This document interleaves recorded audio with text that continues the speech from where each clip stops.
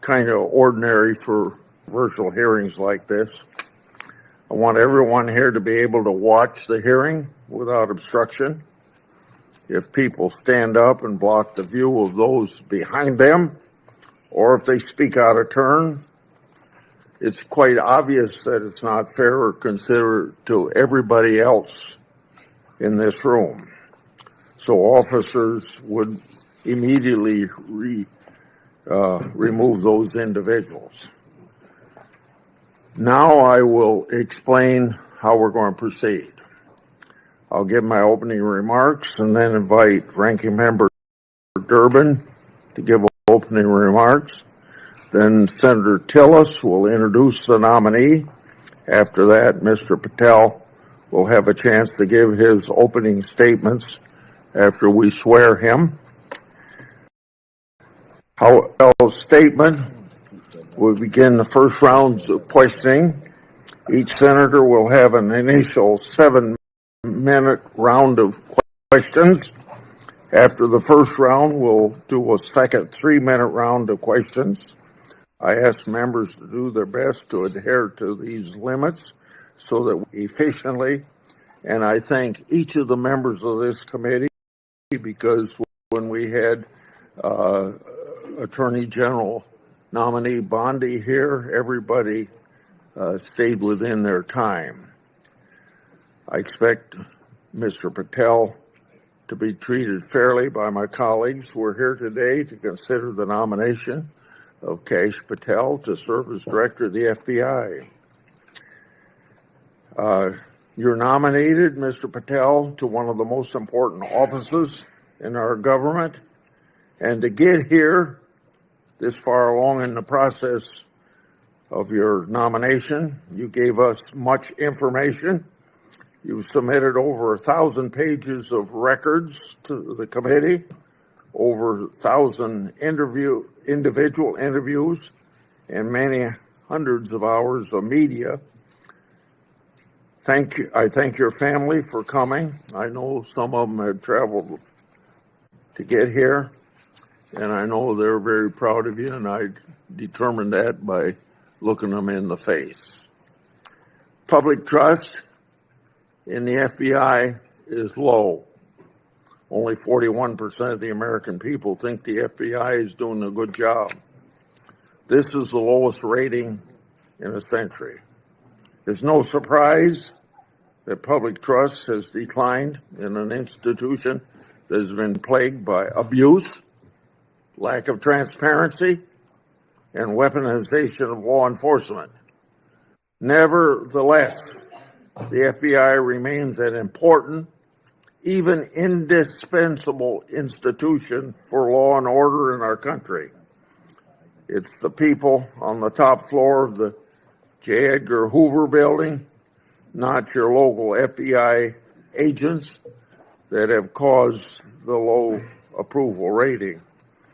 Mr. Patel, I know you know this, but it's your job to restore the public trust and return the FBI to its core mission of fighting crime. Your extensive background gives you a unique position to make this happen.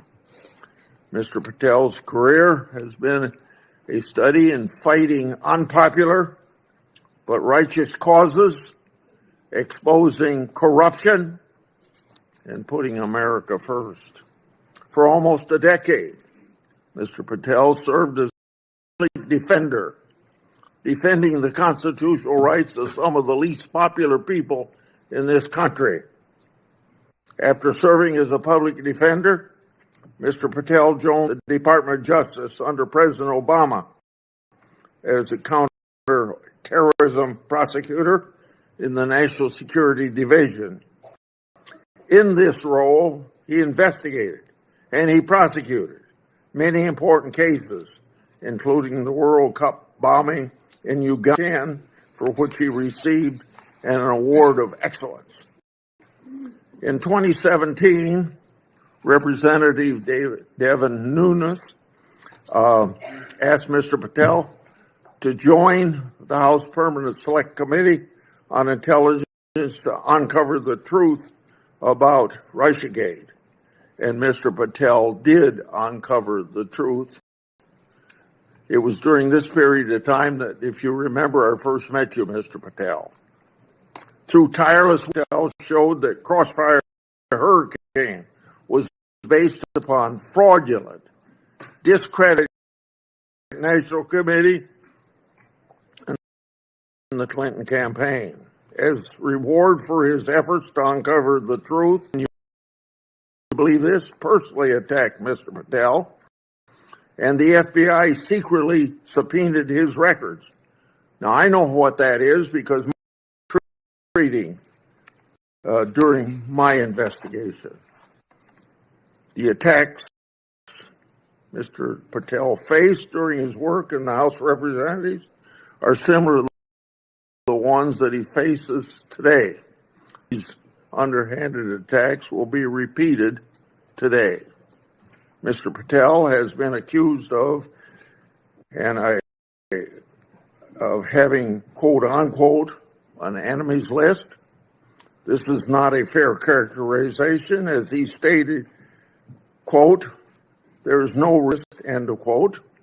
Mr. Patel has identified those he believes have put politics and personal ambition over service to the country. He's called out those who've used the institutions like the FBI to achieve their own personal gain. Mr. Patel has said he believes that people who do this should be named, and that so that they can make their own judgment, as they did in this last election. Other attacks against Mr. Patel are similarly unfounded. To take just one example, he's been accused of jeopardizing hostage rescues. In fact, those allegations have been repeatedly shown to be false smears. As numerous national security officials have said publicly and on the record, Mr. Patel is returning Americans safely home and has done so through hard work and personal cost to him. Mr. Patel has been accused of being unqualified to be FBI director.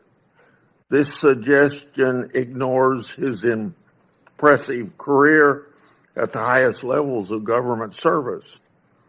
After exposing Russiagate scandal in the Congress, Mr. Patel served in roles such as Senior Director, Counterterrorism at the National Security Council, Deputy Director of National Intelligence, and Chief of Staff to the Acting Secretary of Defense.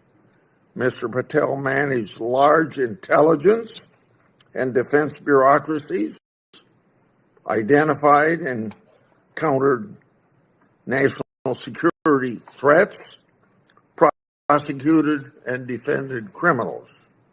He's done this while fighting for transparency in the government. Mr. Patel has precisely the qualifications we need at this time when the FBI is not being respected by our public. Mr. Patel, should you be confirmed, you'll take charge of an FBI that is in crisis. Recently, my oversight exposed that a special agent in charge of the FBI New Orleans during New Year's Eve and New Year's Day, of course, that was also included the Sugar Bowl. Senior personnel should be at their posts, not on vacation, during critical security events. And we all remember what happened at that time in New Orleans. But of course, the FBI agent would find it acceptable to do what he did. In August 2022, an FBI oversight hearing of this committee, Director Wray decided to leave early. I asked him to stay just 1 hour and 20 minutes longer, but he made up his mind that he was going to leave. Later, under questioning in November of that year by Senator Hawley, Director Wray admitted that he left this committee hearing early so that he could go on vacation.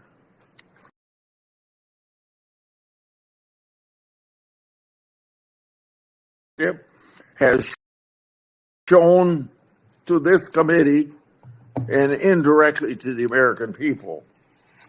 In November 22, I released internal FBI records that my office received pursuant to lawful whistleblower disclosures. Those records provided data about how hundreds of FBI employees who had retired or resigned to avoid discipline, many of those employees engaged in sexual misconduct in the workplace. Those records also showed lower level FBI employees were punished. Lower level employees of the FBI were punished more harshly than senior level employees. No, fairness was out the window. Over 1 year later, with no response from the FBI, I asked Director Wray about this at a December 5, 23 hearing in this committee. He publicly pledged to get me the data I requested November, a year before. He and his deputy director never followed through. I also questioned Director Wray about improperly classified information relating to Afghan evacuees placed in our country. At that time, approximately 50 evacuees were already deemed potential national security concerns. So what's the number now? The public has a right to know. I've also raised concerns about whistleblower disclosure, saying that the FBI moved agents from child sex abuse cases to those January 6 cases. The FBI under Director Wray never got his priorities straight. With respect to weaponization, I'd like to turn to a letter I wrote July 20 of 2022. That letter noted that Assistant Special Agent in charge, Thibault, was a key official involved in opening the elector case that became the Jack Smith lawfare operation. That's not supposed to happen. An official at Thibault's rank and position isn't supposed to open cases. That's the job of special agents. For those who don't remember, Thibault was the anti-Trump agent that violated the Hatch Act for his political conduct in office. My letter also noted that Richard Pilger, who ran the Justice Department's election crime branch, was involved in the approval.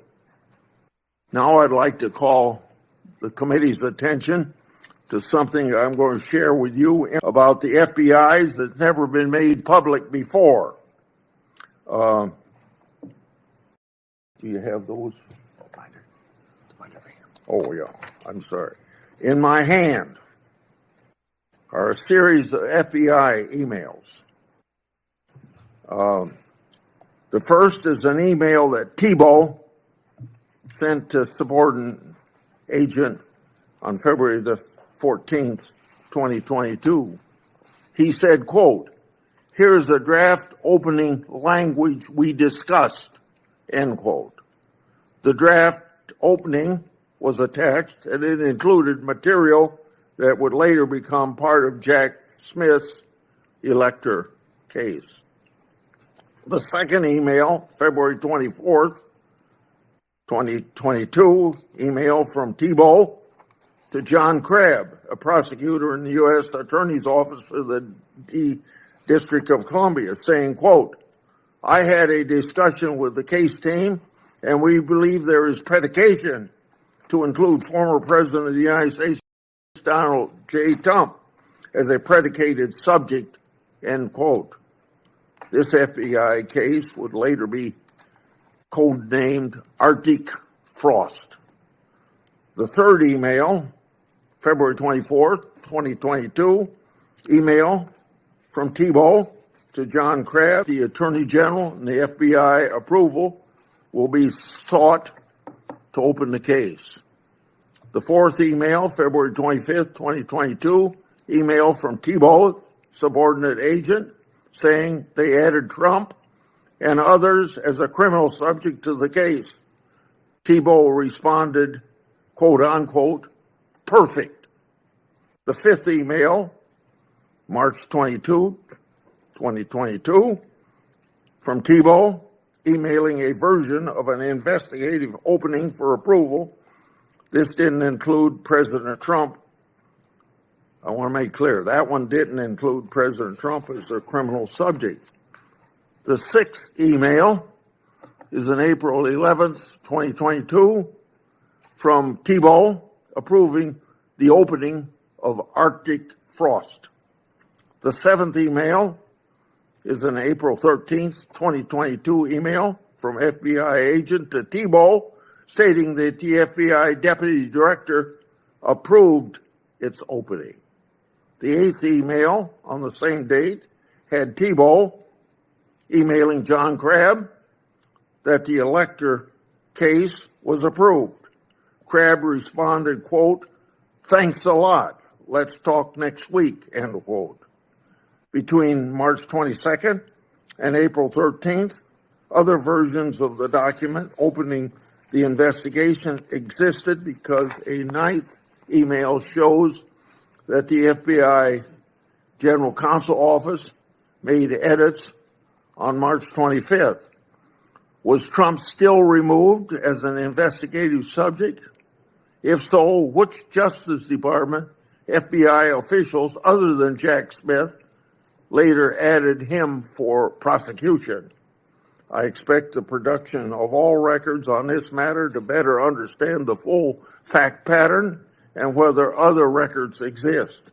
Notably, approval of these documents was also given by Richard Pilger. This committee has written about Pilger undermining the Justice Department's efforts during the 2020 election for partisan purposes.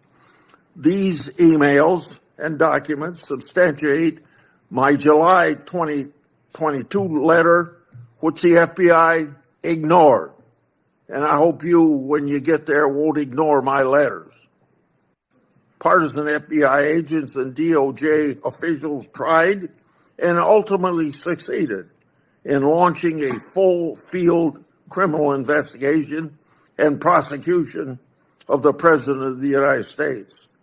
Justice Department and FBI leadership acted in concert to further a political scheme to take down Trump, just like they did with Crossfire Hurricane. They have yet to learn a lesson, and I hope you'll learn that lesson for them or teach that lesson.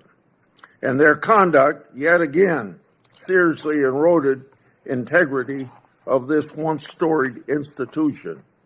As I've said before, if a politically charged investigation is to be open, it must be done the right way. And that didn't happen here. Mr. Patel, in my time, I've never seen our law enforcement intelligence community institution so badly infected with political decision making. And I say intelligence community because you know what happened when 55 people, former or present intelligence agencies, signed a letter in 2020 that the laptop was a Russian hoax, as an example. So all of this is these institutions breaking faith with we the people. Mr. Patel, you must be fair, you must be consistent, but you must be aggressive. Your actions must be based on accountability. Transparency brings accountability. Should you do so, you'll have my support. And remember, Either you're going to run your agency or the agency's going to run you. And the agency certainly ended up running Director Ray and probably people before him. Without objection, I'm going to put in this letter in the record, and this letter is sent to Director Ray December the 9th last year, calling for him and his deputies to step down, and it's titled, quote unquote, failures. Now I turn to Ranking Member Durbin. Thank you, Mr. Chairman. I appreciate your commitment to the Judiciary Committee's longstanding of vetting presidential nominees. A little history. The FBI dates back to the start of the last century, 1908, when then Attorney General Charles Bonaparte organized a special agent force. J. Edgar Hoover became director of the FBI in 1924 and led the Bureau for 48 years until his death in 1972. He is credited with professionalizing the Bureau and developing its investigative ability. However, with little oversight, Hoover also used the Bureau's investigative powers improperly. He infamously directed the FBI to spy on Dr. Martin Luther King Jr., Thurgood Marshall, and other civil rights leaders of the day. In 1975, the United States Senate created Frank Church's committee, and they disclosed widespread abuses by the FBI and other U.S.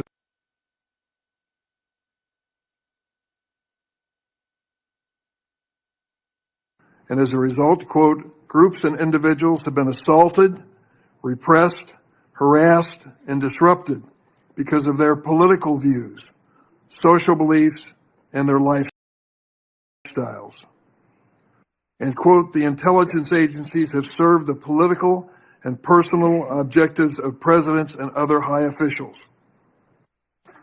The Hoover era of the FBI, the Watergate scandal, and the findings of the Church Committee highlighted the risk of political interference in FBI investigations and led to significant, important reform. In 1976, Congress passed a law that limits the FBI director to a single term of 10 years, which was intended to insulate that position from political influence. And critically, we made the FBI director's appointment subject to the advice and consent of the Senate. That's why we're here today. Since 1935, the motto of the FBI has been fidelity, bravery, integrity. These qualities represent the Bureau's core values and the high standards that are expected of all of its employees, including the director of the FBI. After meeting with Mr. Patel and reviewing his record, I do not believe you meet this standard. Mr. Patel has neither the experience, the temperament, nor the judgment to lead an agency of 38,000 agencies and 400 field offices around the globe. During the time I've served on this committee, I've had the opportunity to consider 4 FBI director nominations. Each one was a Republican, and I voted for all of them. My concerns about the director of the FBI are not partisan. As much as Republicans claim that President Biden and former Attorney General Garland weaponized the FBI, let's look at the record. President Biden kept the FBI director, a lifelong Republican who'd been appointed by President Trump. Contrast that with President Trump. Fired his first FBI director, James Comey, forced out his second FBI director, Chris Wray, for being insufficiently loyal. With Mr. Patel, however, obviously the president has found a loyalist. Mr. Patel's loyalty includes touting conspiracy theories,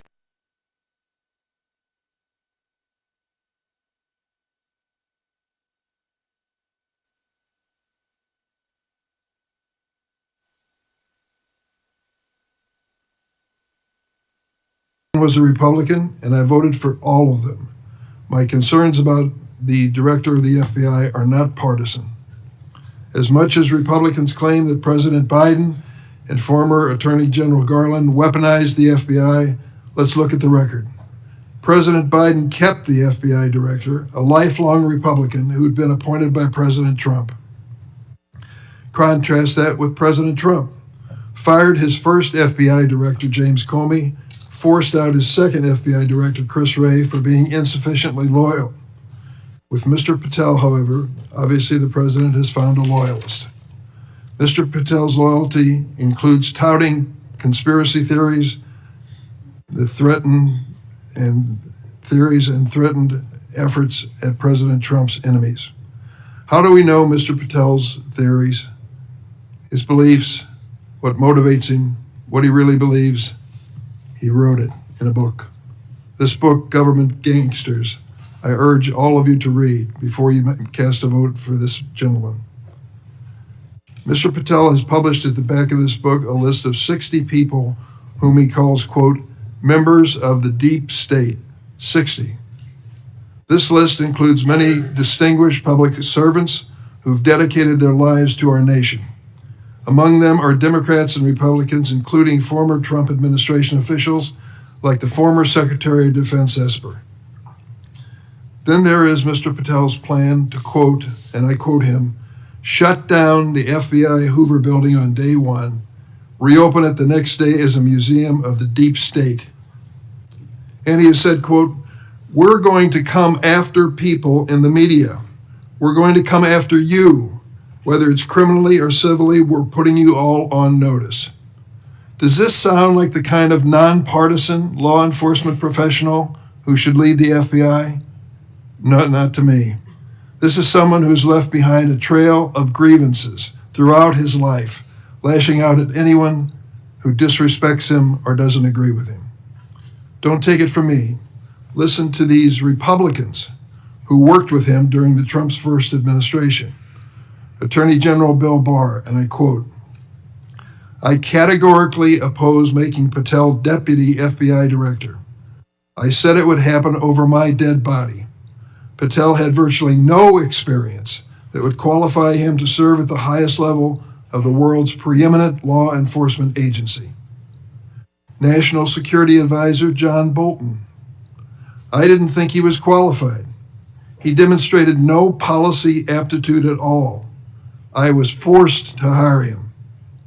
President Trump's Deputy National Security Advisor, Charles Kupperman. The idea that Kash Patel is going to be the FBI director is appalling. His legal career is modest at best. His ideas are ludicrous. CIA Director Gina Haspel threatened to resign after President Trump proposed making Mr. Patel CIA Deputy Director. Defense Secretary Mark Esper said Mr. Patel lied about whether Nigeria had approved a hostage rescue operation, putting American lives at risk. But Mr. Patel would have us believe that all of these public servants, all Republicans, all from the first Trump administration, and apparently anyone else who's critical of him, are nothing but government gangsters and deep state members. Many of them have made his list of enemies. Just this week, CNN reported that during the Trump administration, CIA officials referred Mr. Patel to the Justice Department for criminal investigation for sharing classified information without authorization. Last week, I asked the Justice Department and intelligence community for information on any criminal referrals relating to misconduct by Mr. Patel. I have yet to receive a response. Mr. Patel's record is clear. He traffics in debunked conspiracy theories that serve or benefit his political beliefs. Let's start with January 6th, and he dedicates a whole chapter in this book on January 6th. That's something that each and every one of us, as witnesses to January 6th, have our own view of. I'll be grateful always to the Capitol Hill police officers who risked their lives defending me, members of Congress, and visitors to the United States Capitol on that day. Mr. Patel posted on social media, quote, January 6th, never an insurrection. Cowards in uniform exposed. End of quote. Let me repeat that. Cowards in uniform exposed. Who was in the Capitol building on January 6th in a uniform? The Capitol Police were. Do you think they were cowards? Many of them risked their lives and some gave their lives in defense of this building. How about the DC police who were here as well? They were in uniform. Cowards risking their lives as well, some of them being battered and beaten by these mobsters that came into the Capitol. And Mr. Patel claims that the FBI agency he aspires to lead, get this now, was planning January 6th for a year. He says the FBI was planning January 6th for a year. That's a quote. Mr. Patel has gone so far as to co-produce and sell musical recordings of a song performed by January 6 rioters in jail, rioters who violently assaulted police officers. He has described this January 6 choir as, quote, political prisoners. Political prisoners. But at least 6 members pleaded guilty to assaulting law enforcement officers on January 6. All 6 have now been pardoned by President Trump. Here are some of those people who received blanket clemency by President Trump on his first day in office in the second term. Julian Cater assaulted Capitol police officers with pepper spray, incapacitating 3 officers. Ryan Nichols sprayed pepper spray on multiple police officers. After the attack, Nichols posted on Facebook, and I quote, "So yes, I'm calling for violence and I will be violent." Jordan Mink struck officers, quote, aggressively with a long pole. He spat at officers and threw large items at them. Armed with a knife, Ronald Sandlin shouted at officers, quote, "You're going to die, get out of the way." Sandlin shoved officers when they tried to lock the doors to the Senate gallery. After breaching the Capitol, James McGrew struck an officer and lunged for his baton. McGrew also threw a wooden handrail with metal brackets at officers. I want to read a sentence from this book on the with former FBI Director Bob Mueller. I met him a few days after 9/11. That's when he took over the FBI. I trusted him, I worked with him, I did everything I could to help him, because I believed that the FBI was the critical central agency in restoring America's confidence that we were safe. Bob Mueller was an extraordinary man. Oh, he was a Republican, make no bones about it. He said it and admitted it, and I knew it. He comes from the San Francisco area.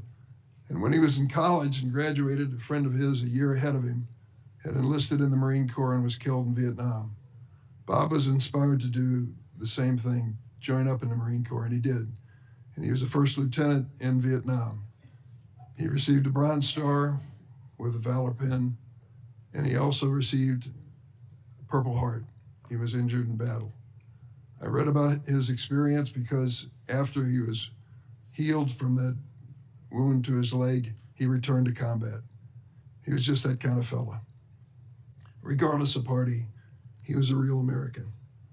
He was a longtime federal prosecutor, a U.S. attorney, the head of the DOJ's criminal division, and acting deputy attorney general before he became head of the FBI.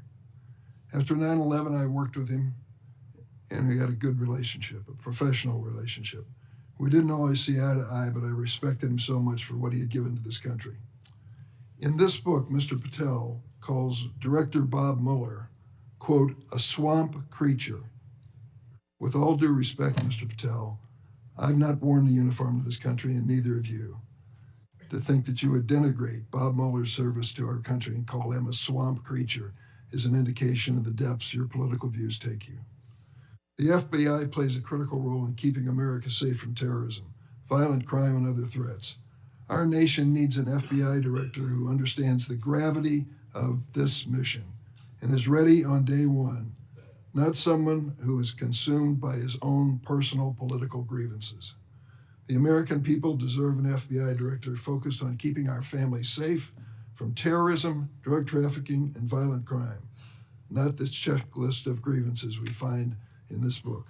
Mr. Patel, your record makes it clear you're not that person. I yield. Thank you, Senator Durbin. Before I call on Senator Tillis, I want to clear up something the way I see it, and I think I'm going to invite everybody that it can be cleared up. This business about what Mr. Patel said about cowards in uniform, it's a mischaracterization of what he actually said. So I'm going to invite you to listen to the interview Mr. Patel gave that linked to his post to hear what he actually said. When he said cowards in uniform, he was talking about senior Pentagon leadership failing to mobilize the National Guard to protect the Capitol.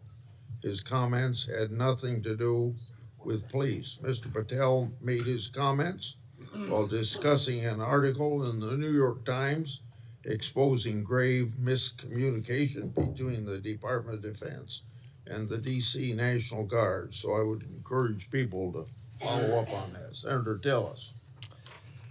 Thank you, Mr. Chairman, Ranking Member, colleagues on the Senate Judiciary Committee. It's my honor to introduce Kash Patel, President Trump's nominee to be FBI Director.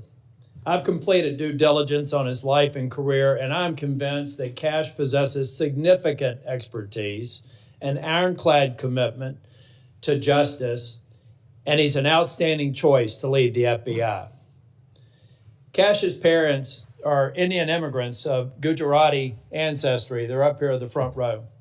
The Gujarat state is a melting pot of religions, including Hinduism, Islam, Jainism, with temples, mosques, and other religious sites scattered across the state.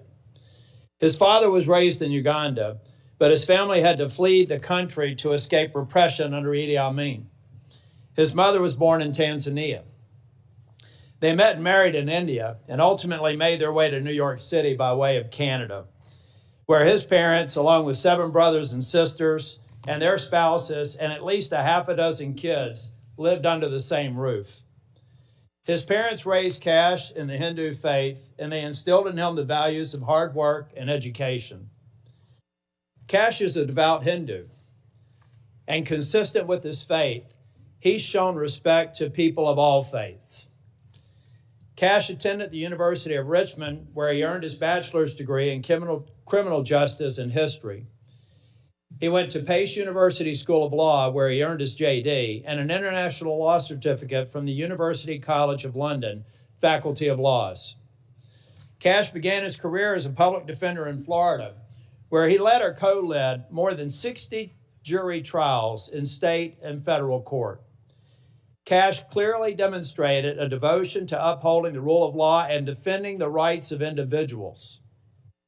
Kash led the defense of Jose Buitrago in United States versus Buitrago, a high-profile case in Florida in 2015.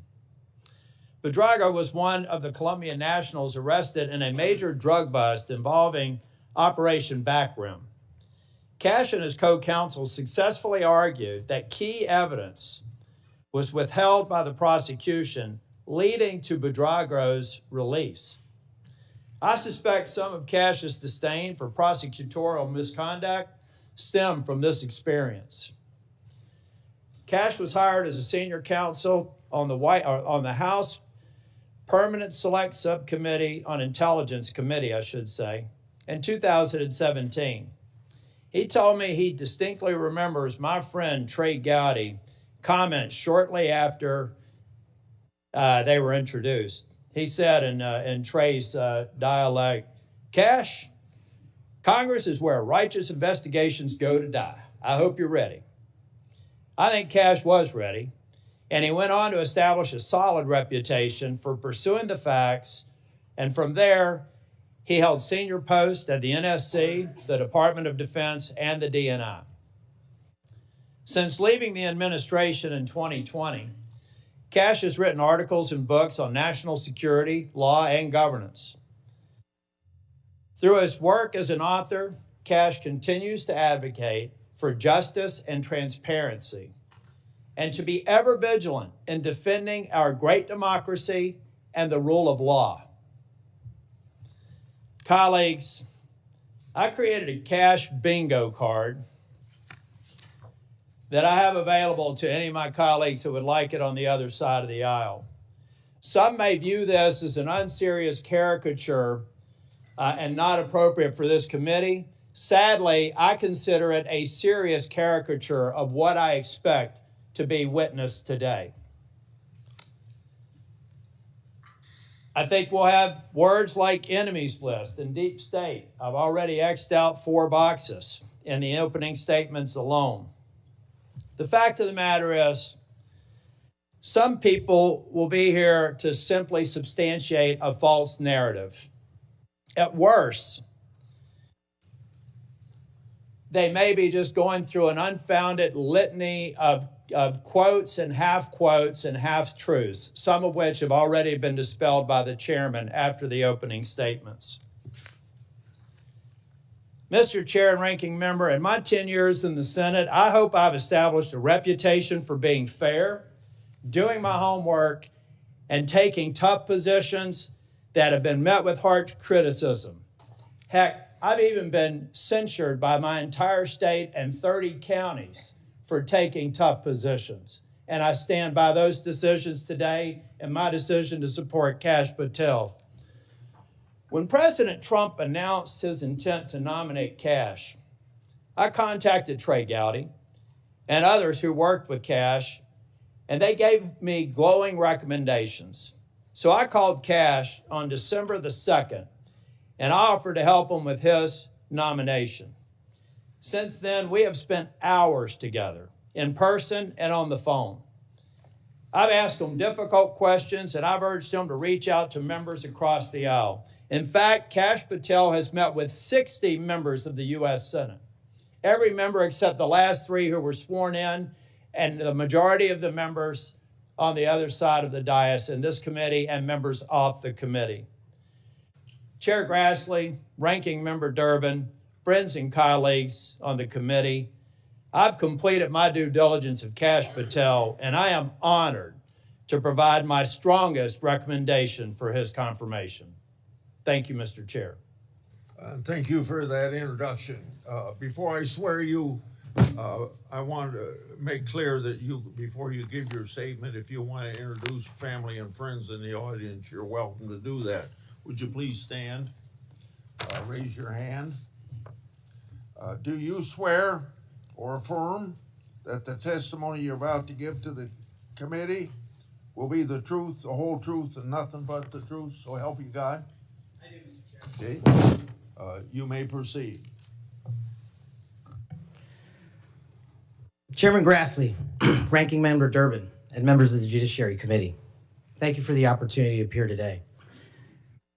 I must start with a word of prayer for the tragic accident that befell our nation last night, where we lost civilians and service members. I pray for their families. I pray for law enforcement and military personnel, and I pray for their souls, and hopefully God will find them peace in the near future. I'd like to welcome my father, Pramod, and my mother, Anjana, who are sitting here today. They traveled here to get here from India. My sister's also here, Nisha. She also traversed the oceans just to be with me here today. It means the world that you guys are here. Jesse Krishna. I wouldn't be here today without their guidance, their unwavering support, and their relentless love. When President Trump informed me of his intention to nominate me as the director of the FBI, I was deeply honored. Sitting here today, I carry not only the dreams of my parents, but also the hopes of millions of Americans who stand for justice, fairness, and the rule of law. My commitment to these principles is deeply rooted in my family's history, which has profoundly shaped my worldview. My father fled Idi Amin's genocidal dictatorship in Uganda, where 300,000 men, women, and children were killed based on their ethnicity, just because they happen to look like me. My mother is originally from Tanzania. She studied in India, as did my dad, and they were married there. They would later emigrate to New York, as the senator pointed out, where I was born, and we were raised in a household of my father's 7 siblings, their spouses, and at least half a dozen children. That's the only way we knew how to do things at the time, in the 70s and 80s, the Indian way. But we would soon learn the American way. These values have shaped and been the driving force of my career in 16 years of government service. Protecting the rights of the Constitution is of the utmost importance to me and has been every single time I've taken that oath of office. The recent terrorist attacks in New Orleans tragically claimed the lives of 14 innocent Americans and serve as a stark reminder that our national security is at threat, both internally and externally. The FBI, the Federal Bureau of Investigation and the Department of Justice, where I served, play a pivotal role in securing our freedoms and our safeties for American citizens. If confirmed as the next FBI director, I will remain focused on the FBI's core mission. That is to investigate fully wherever there is a constitutional factual basis to do so, and to never make a prosecutorial decision that is solely the providence of the Department of Justice and the Attorney General. For the first 8 years after law school, I served as a public defender, first for Miami-Dade County and later for the Southern District of Florida. During that time, I represented some pretty awful human beings charged with some pretty heinous crimes. But what I learned there was the core value that has been enshrined in me since, that due process must be provided without bias to all Americans. And if we cannot provide due process to the worst, then there can be no due process for anyone, and our constitutional republic fails. But I battled on that hill for that due process. I would later serve in the Obama Justice Department as a terrorism prosecutor in the National Security Division, where we successfully contributed to the prosecutions of terrorist organizations like Al-Qaeda, Al-Shabaab, and others. I was honored to receive the 2017 Assistant Attorney General's Award from Loretta Lynch for my work in helping the Ugandans bring members of Al-Shabaab to justice for murdering 74 innocent people, including an American. I would also receive the Human Intelligence Award from the intelligence community for related work on that mission. My experiences at the National Security Division and would later be followed by my experiences on the National Security Council as Senior Director for Counterterrorism, and later as the Deputy Director of National Intelligence, responsible for the production, creation, and promulgation of the Presidential Daily Briefing, our nation's most sensitive classified information and secrets to protect our country. My time in the White House was preceded by my time right here in Congress as a staffer on the House Intelligence Committee, where I spearheaded the investigation that exposed serious FISA, Foreign Intelligence Surveillance Act abuses by members of the Department of Justice and the Federal Bureau of Investigation. That misconduct eroded the public trust in our FBI. The erosion of trust, as Chairman Grassley pointed out, is all too low today. 40% of Americans have trust in the FBI. In order to get it back, there's a twofold track, Senator. One, violent crime is exploding in this country, and we cannot afford them to allow it to run away. We must tackle violent crime. Just in 2023 alone, there was 100,000 rapes, 100,000 drug overdoses, and 17,000 homicides. The priority of the FBI, if I'm confirmed, will be to ensure that our communities are protected and safeguarded and our children have parks to play in and not needles to walk over. The way we do this, we let good cops be cops. We let law enforcement and we provide them with the tools necessary and resources they need to get after violent crime. The second way we do this on equal track is aggressive constitutional oversight from Congress. The public trust can only be restored if there is full transparency, and I am committed to that full transparency. Members of Congress have unfortunately submitted hundreds of questions that have been unanswered by the FBI in recent times. That will not occur if I am confirmed. All appropriate requests for information will be responded to expeditiously and fully. I am committed to working alongside the dedicated men and women of the FBI. They are warriors of justice, and I will always have their backs because they have the backs of the American people. I look forward to answering your questions, and I want to take a moment to thank my family, my friends, people who traveled here, and my entire team that has made this day possible. God bless America, and I look forward to your questions.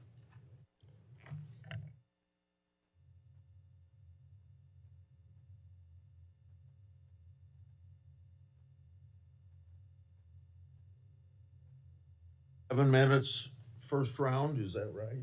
7 minutes, 3 minutes, the second round. Mr. Patel, I'm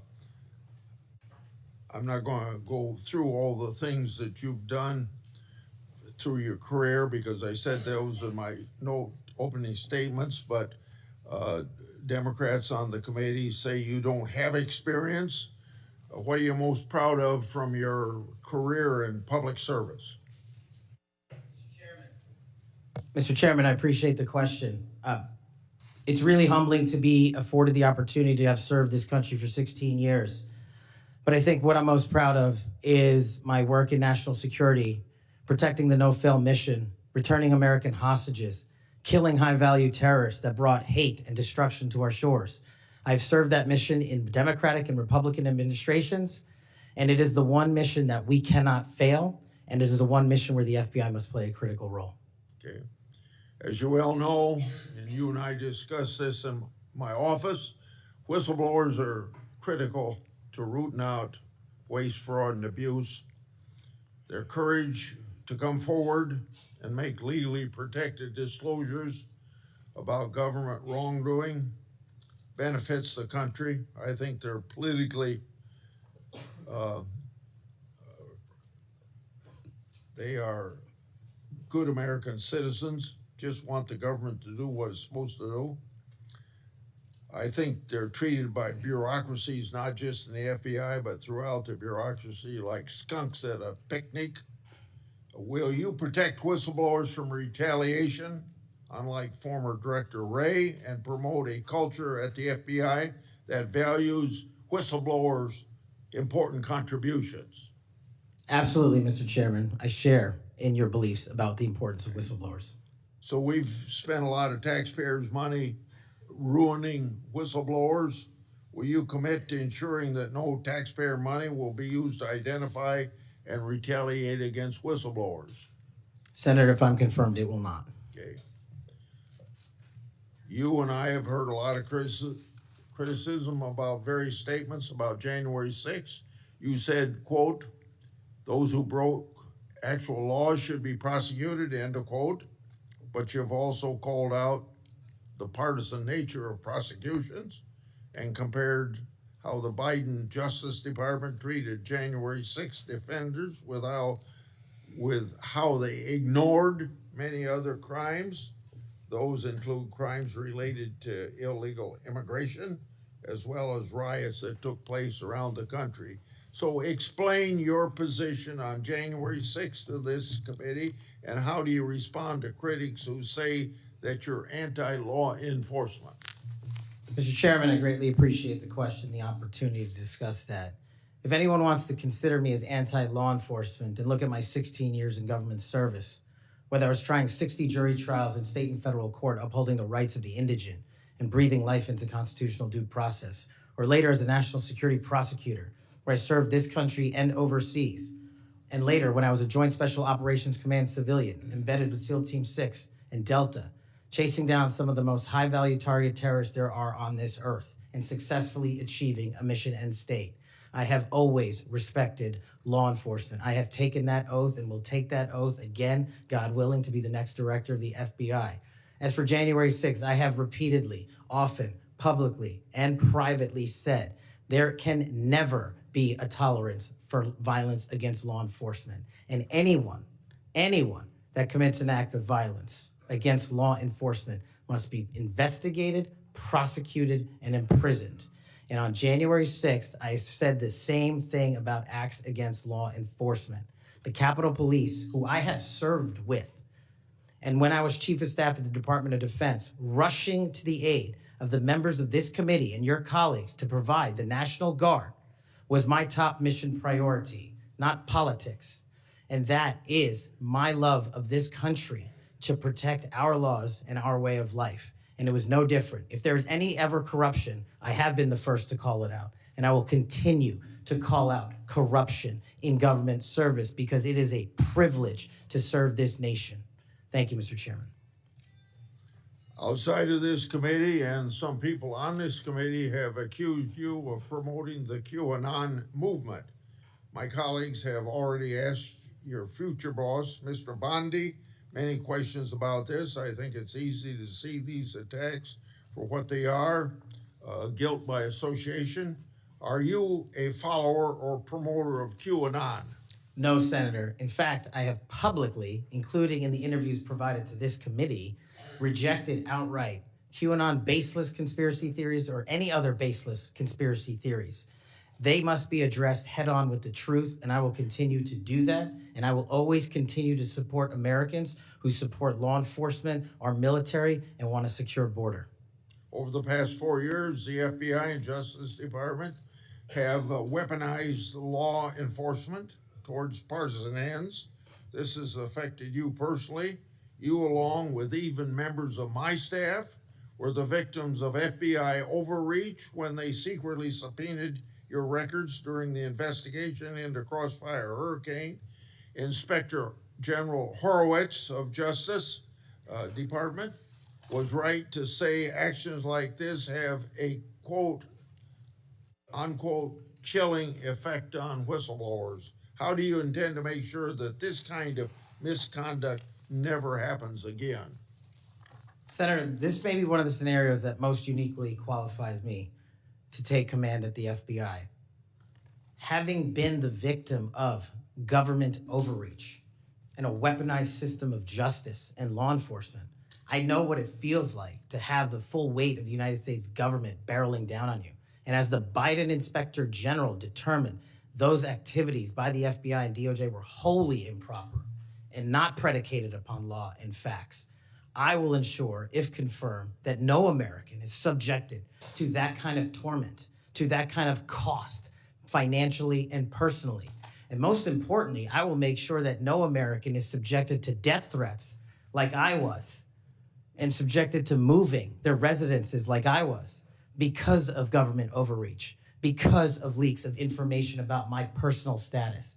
If confirmed as FBI director, Mr. Chairman, you have my commitment that no one in this country will feel that pain.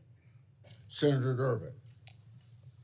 Thanks, Mr. Chairman. Mr. Patel, I woke up this morning to National Public Radio, and they had an item on there about what has happened to those who were given blanket clemency by President Trump. One of these individuals was a man named Matthew Huddle. Are you familiar with him? I'm sorry, what was the last name? Matthew Huddle. If you could remind me, Senator. Well, I was reminded again this morning. He's a man who's been found guilty of numerous crimes. The one described this morning was an outrageous situation where he beat his 3-year-old child to a point where the poor kid couldn't even sit down for a week. Mr. Huddle was one of the demonstrators who came to the Capitol on January 6th. He was incarcerated and charged with and pled guilty to crimes that he had committed, violence against police officers. After he was released by President Trump, he returned to his home state of Indiana. A few days later, he was stopped on the road, pulled a gun on a policeman. The policeman, sheriff's deputy, turned, shot, and killed him. This is not the only instance of a person who received President Trump's clemency committing another crime. Peter Schwartz was mentioned this morning on the radio. 38 criminal convictions, 38. He'd been sentenced to 14 years in prison. He was released because of the president's unconditional clemency, which was given to him as well. So I guess my question is this. Was President Donald Trump wrong to give blanket clemency to the January 6th defendants? Thank you, Ranking Member. A couple of things on that. One, the power of the presidential pardon is just that, the president. Well, I concede he has the authority. I'm asking, was he wrong to do it? And as we discussed in our private meeting, Senator, I have always rejected any violence against law enforcement, and I have, including in that group, specifically addressed any violence against law enforcement on January 6th, and I do not agree with the commutation of any sentence of any individual who committed violence against law enforcement. So do you think that America is safer because these 1,600 people have been given an opportunity to come out of serving their sentences and live in our communities again? Senator, I have not looked at all 1,600 individual cases. I have always advocated for imprisoning those that cause harm to our law enforcement and civilian communities. I also believe America is not safer because President Biden's commutation of a man who murdered 2 FBI agents, Agent Kohler's and Williams' family, deserve better than to have the man that point blank range fired a shotgun into their heads and murdered them released from prison. So it goes both ways. Leonard Pelletier was in prison for 45 years. He's 80 years old, and he was sentenced to home confinement. So he's not free, as you might have just suggested. He killed 2 FBI agents. That's true, he did, and he went to prison for it and should have. My question to you, though, is do you think America is safer because President Trump issued these pardons to 1,600 of these criminal defendants, many of whom violently assaulted our police in the Capitol? Senator, America will be safe when we don't have 200,000 drug overdoses in 2 years. America will be safe when we don't have 50 homicides in a day. So you just won't answer the question. I am here. I don't think we're safer.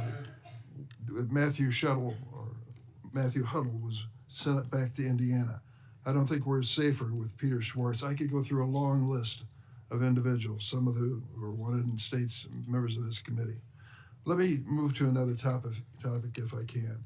Tell me about your J6 choir. What is that? Well, it's not my choir. It's simply a recording that was utilized to raise funds for families in need of nonviolent offenders. Who sings on this recording?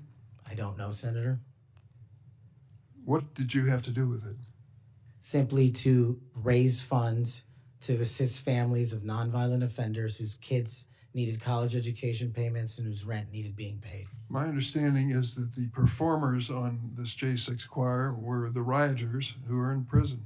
I'm not aware of that, sir. I didn't have anything to do with the recording. You weren't aware of who made the recording? No, Senator. That's interesting.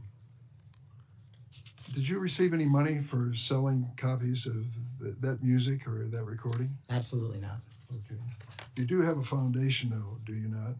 I'm very proud of the Kash Foundation and the $1.3 million we've given to families in need across this country, including active duty service members, police officers, putting kids in college, and helping people in disaster relief areas rebuild their homes and their communities.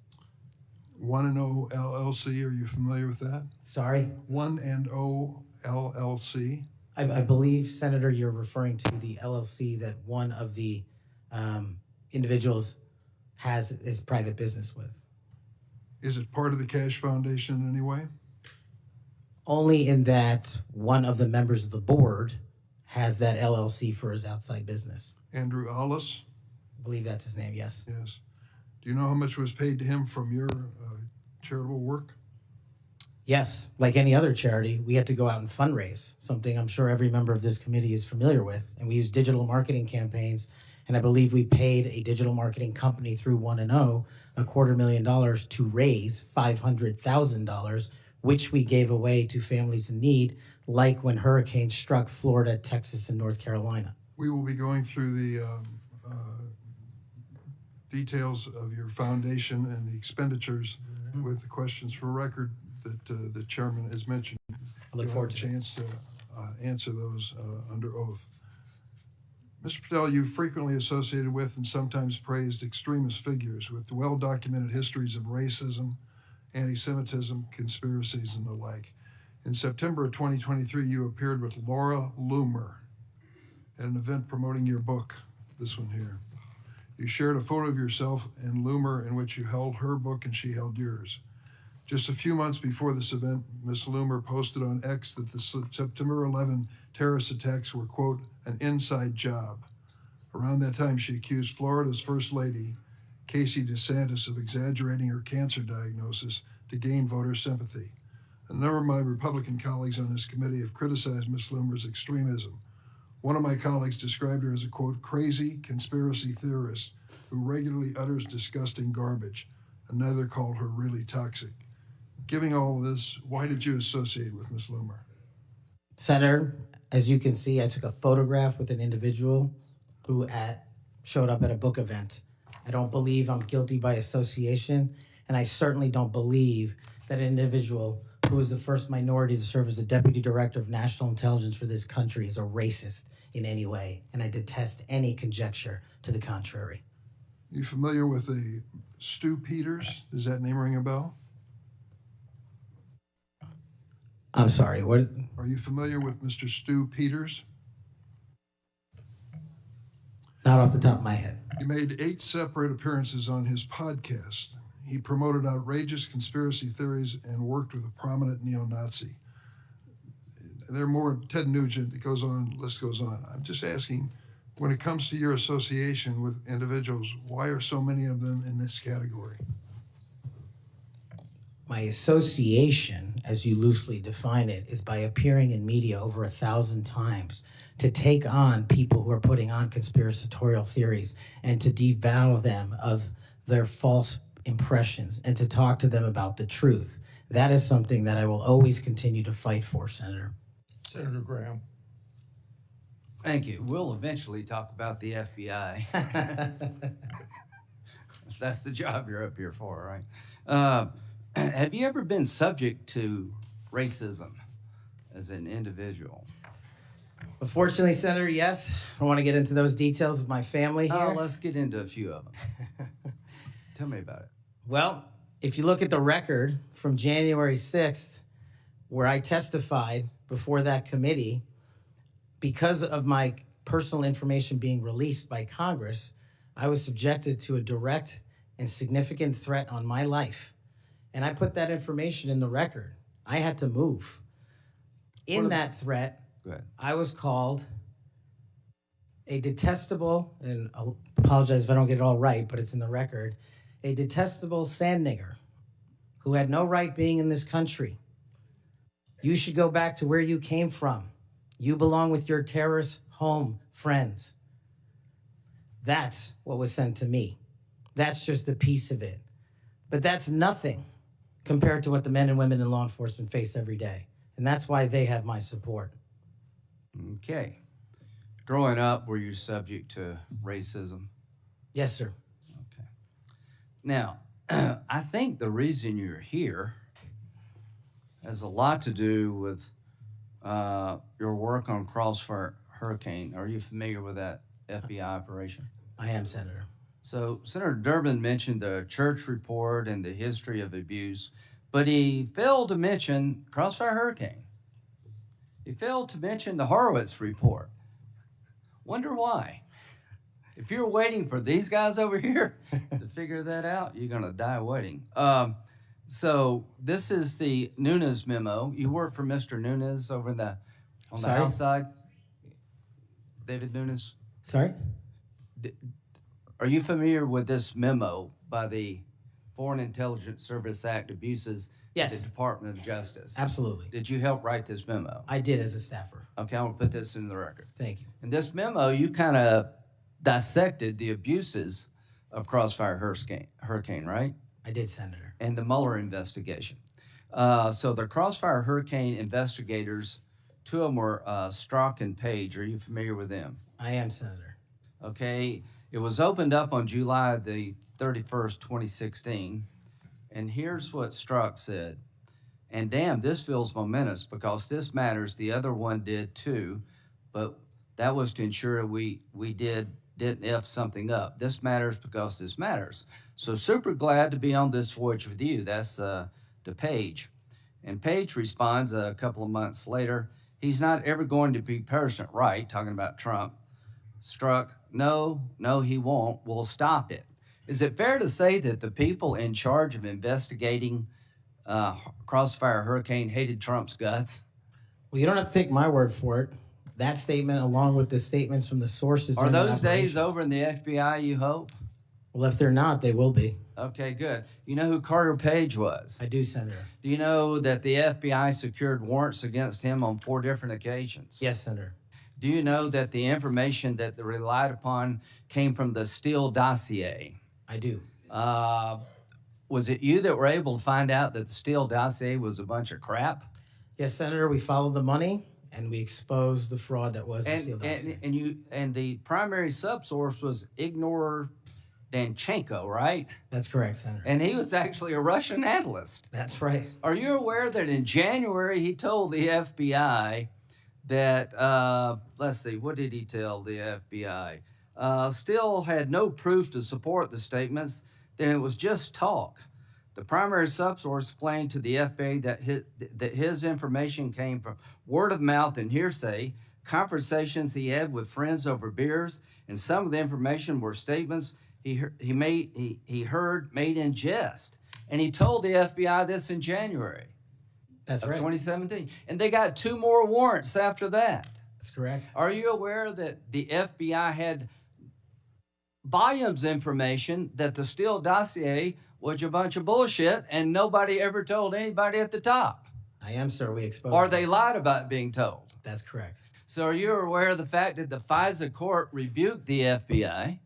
Are you aware of the fact that an FBI lawyer went to jail because he misled the court by manipulating a email from the CIA? I am. Do you believe that Crossfire Hurricane was one of the most disgusting episodes in FBI history of a corrupt investigation led by corrupt people who wanted to take Donald Trump down? Yes, sir. You think that's why you're in this chair today, to fix that? I think that's a big part of Without the reason. Crossfire Hurricane, this guy wouldn't be here. And my friends on the other side, like pulling teeth, the Horowitz investigation, the Inspector General labeled this fraudulent at its core, mismanaged at its core, running stop signs. At every turn, they went forward when they should have stopped. The Durham report said it was obviously politically motivated. FBI agents were telling anybody and everybody that would listen, this is not reliable, this is not trustworthy, but they plowed on. And because of you and Trey Gowdy and others, we now know about this. Everybody who signed the warrant under questioning by me said if they knew then what they know now, they wouldn't sign the warrant. Comey said that. Yates said that. Rosenstein said that. The reason you're here is because most of the public, almost every Republican believes that the FBI has been used continuously in a political fashion, ignoring evidence, making up evidence, lying to get Donald Trump. And when it came to the Hunter Biden laptop, they told every social media outlet in October 2020, oh, that's Russian disinformation. That was BS too. Right before the election, the FBI intervened to shut reporting on the Hunter laptop down as being Russian misinformation, according to Zuckerberg. Do you promise all of us those days are over at the FBI? Yes, Senator, they are. Are you proud of what you did to find all that? Absolutely. You think that's why you're here today, is to make sure that never happens again? The American people deserve just that. Thank you. Senator Whitehouse. Thanks, Chairman. Welcome, Mr. Patel. I remember January 6th. Colleagues running through our halls to flee the mob, colleagues shouting that rioters should be shot, us returning to our constitutional business through hallways cleared for us by automatic weapons carrying SWAT teams. None of you, none of us, said those violent rioters should be pardoned. A Republican colleague said such pardons would be hard to believe, even absurd. Your former colleague, J.D. Vance, said the violent rioters should not be pardoned. Even Jim Jordan said pardons would, and I quote, focus on all the people who didn't commit any violence. Well, Trump pardoned all of them. And there's a lesson in that. Every time you think Trump would never go that far, rethink that. We all seem to agree that violence against police is unacceptable, yet more than 600 people who physically attacked Capitol Police officers were just put back on the street, part of a 1,500-person personal Trump army, now out there with people who have proven themselves willing to do violence on Trump's call. In only 10 days, some are already back committing crimes. We've also tried as a committee together to address the dangers of illicit drug sales over the internet. And I assume we're all against murder for hire. But Trump also just pardoned a dark web operator sentenced to life in prison for trafficking illegal drugs online and accused of soliciting murders for hire. Those pardons, as Mr. Patel has said, are a mistake, but they are also a signal that we are entering a strange and dangerous time. That is the context for today's hearing. Warnings that the FBI could become Trump's enforcer, use the powers of law enforcement to stifle speech and dissent, punish political rivals of either party, and hand out free passes, get out of jail free cards to violent supporters are warnings we should heed. Here are some warnings of this nominee's Trump administration colleagues. Former Attorney General Bill Barr said, "This nominee has virtually no experience that would qualify him to serve at the highest level of the world's preeminent law enforcement agency," end quote. "And we would never be able to command the respect necessary to run the day-to-day operations of the Bureau." That's for the deputy position. Former CIA Director Gina Haspel was reported threatening to resign rather than have this nominee serve under her. John Bolton, Trump's former national security advisor, said, "I didn't think he was qualified. I was forced to hire him." Trump's deputy national security advisor, the nominee's former supervisor, said, "His ideas are ludicrous. He's absolutely unqualified for this job. He's untrustworthy.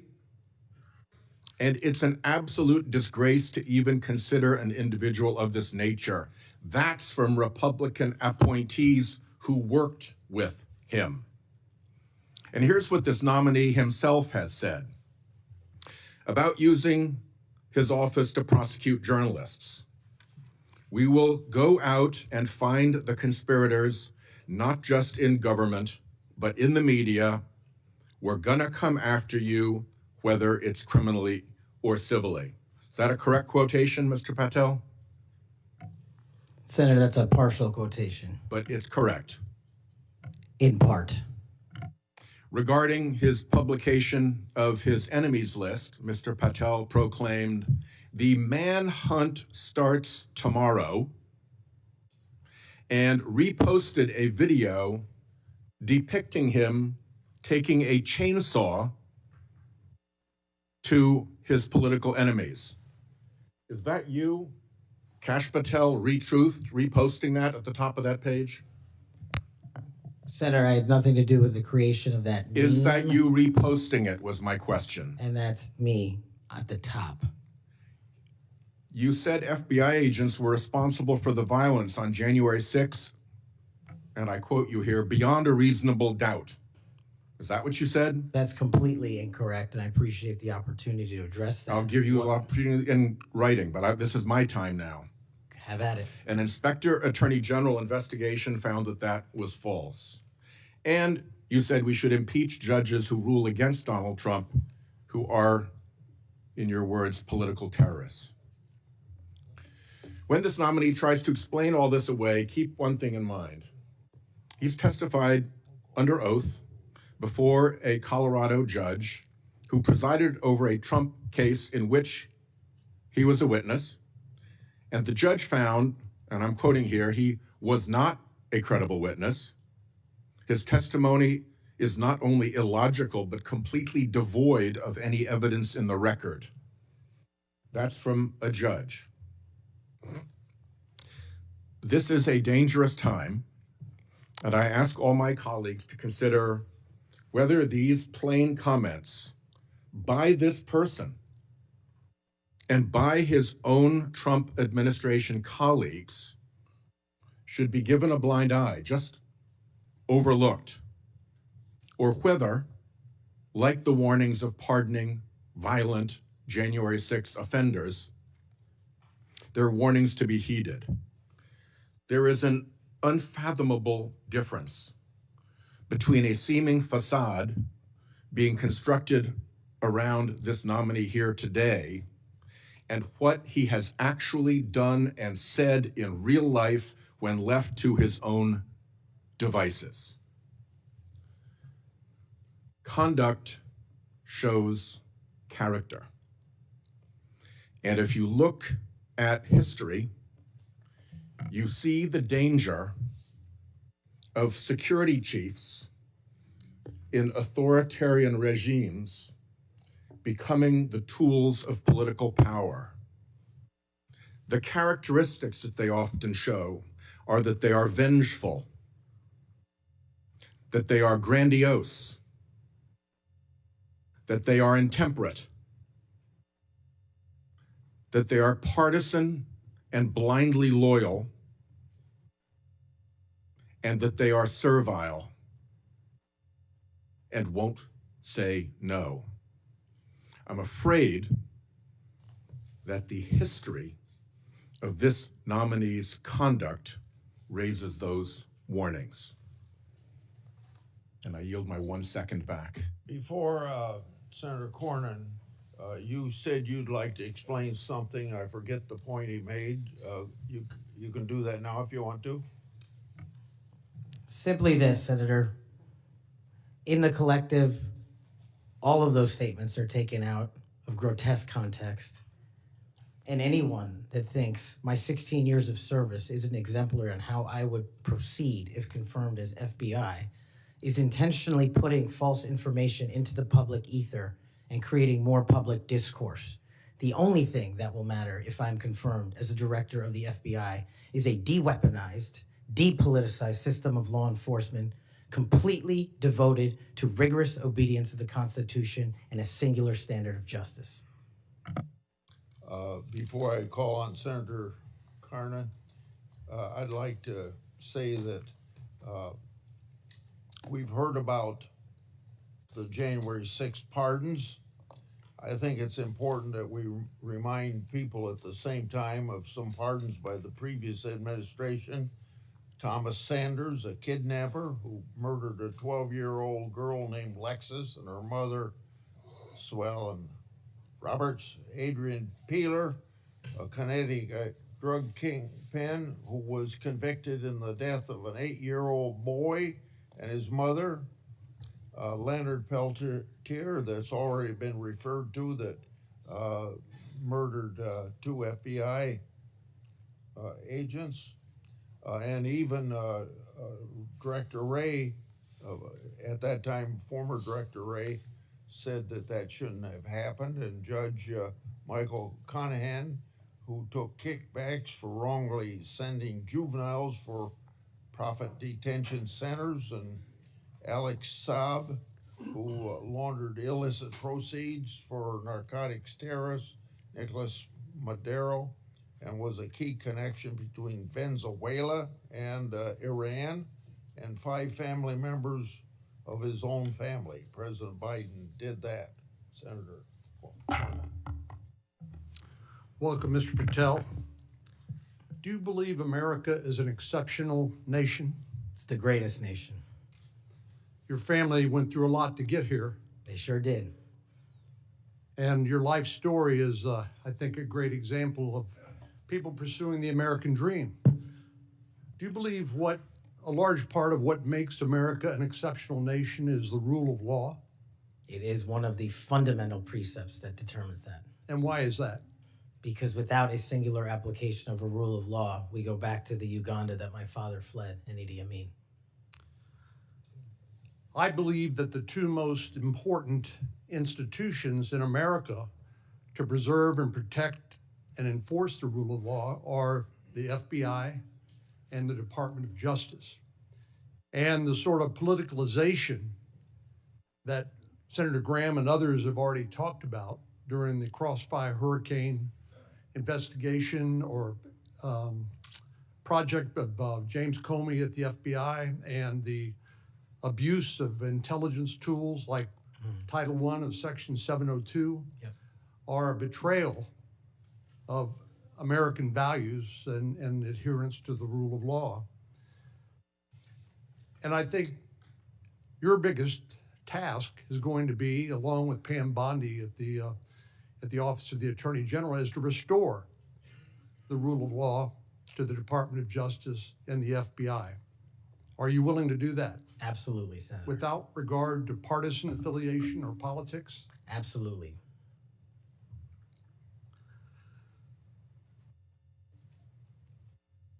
Do you believe President Trump, as the commander-in-chief, needs access to all of the lawfully available intelligence that can be collected by the American intelligence community in order to inform him so that he can make good judgments as commander-in-chief to assure the safety and security of the American people? Having been responsible for the collection and predication and promulgation of that intelligence, I firmly believe he and every president must have it. And so you would not support any impractical or perhaps immaterial or unworkable ways to inhibit the flow of that information to President Trump? No, I would not.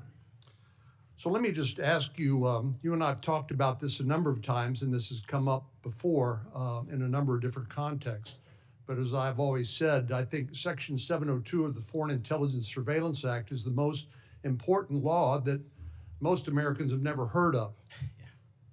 But when I was questioning my fellow Texan, John Ratcliffe, who now has been confirmed as the director of the CIA, about this, we talked about some of the reforms that have been made to Section 702 over the years. This has been an ongoing conversation here in Congress. People like my colleague here, Senator Lee, and others have proposed reforms, which I think have gone a long way to help protect the privacy rights of American citizens.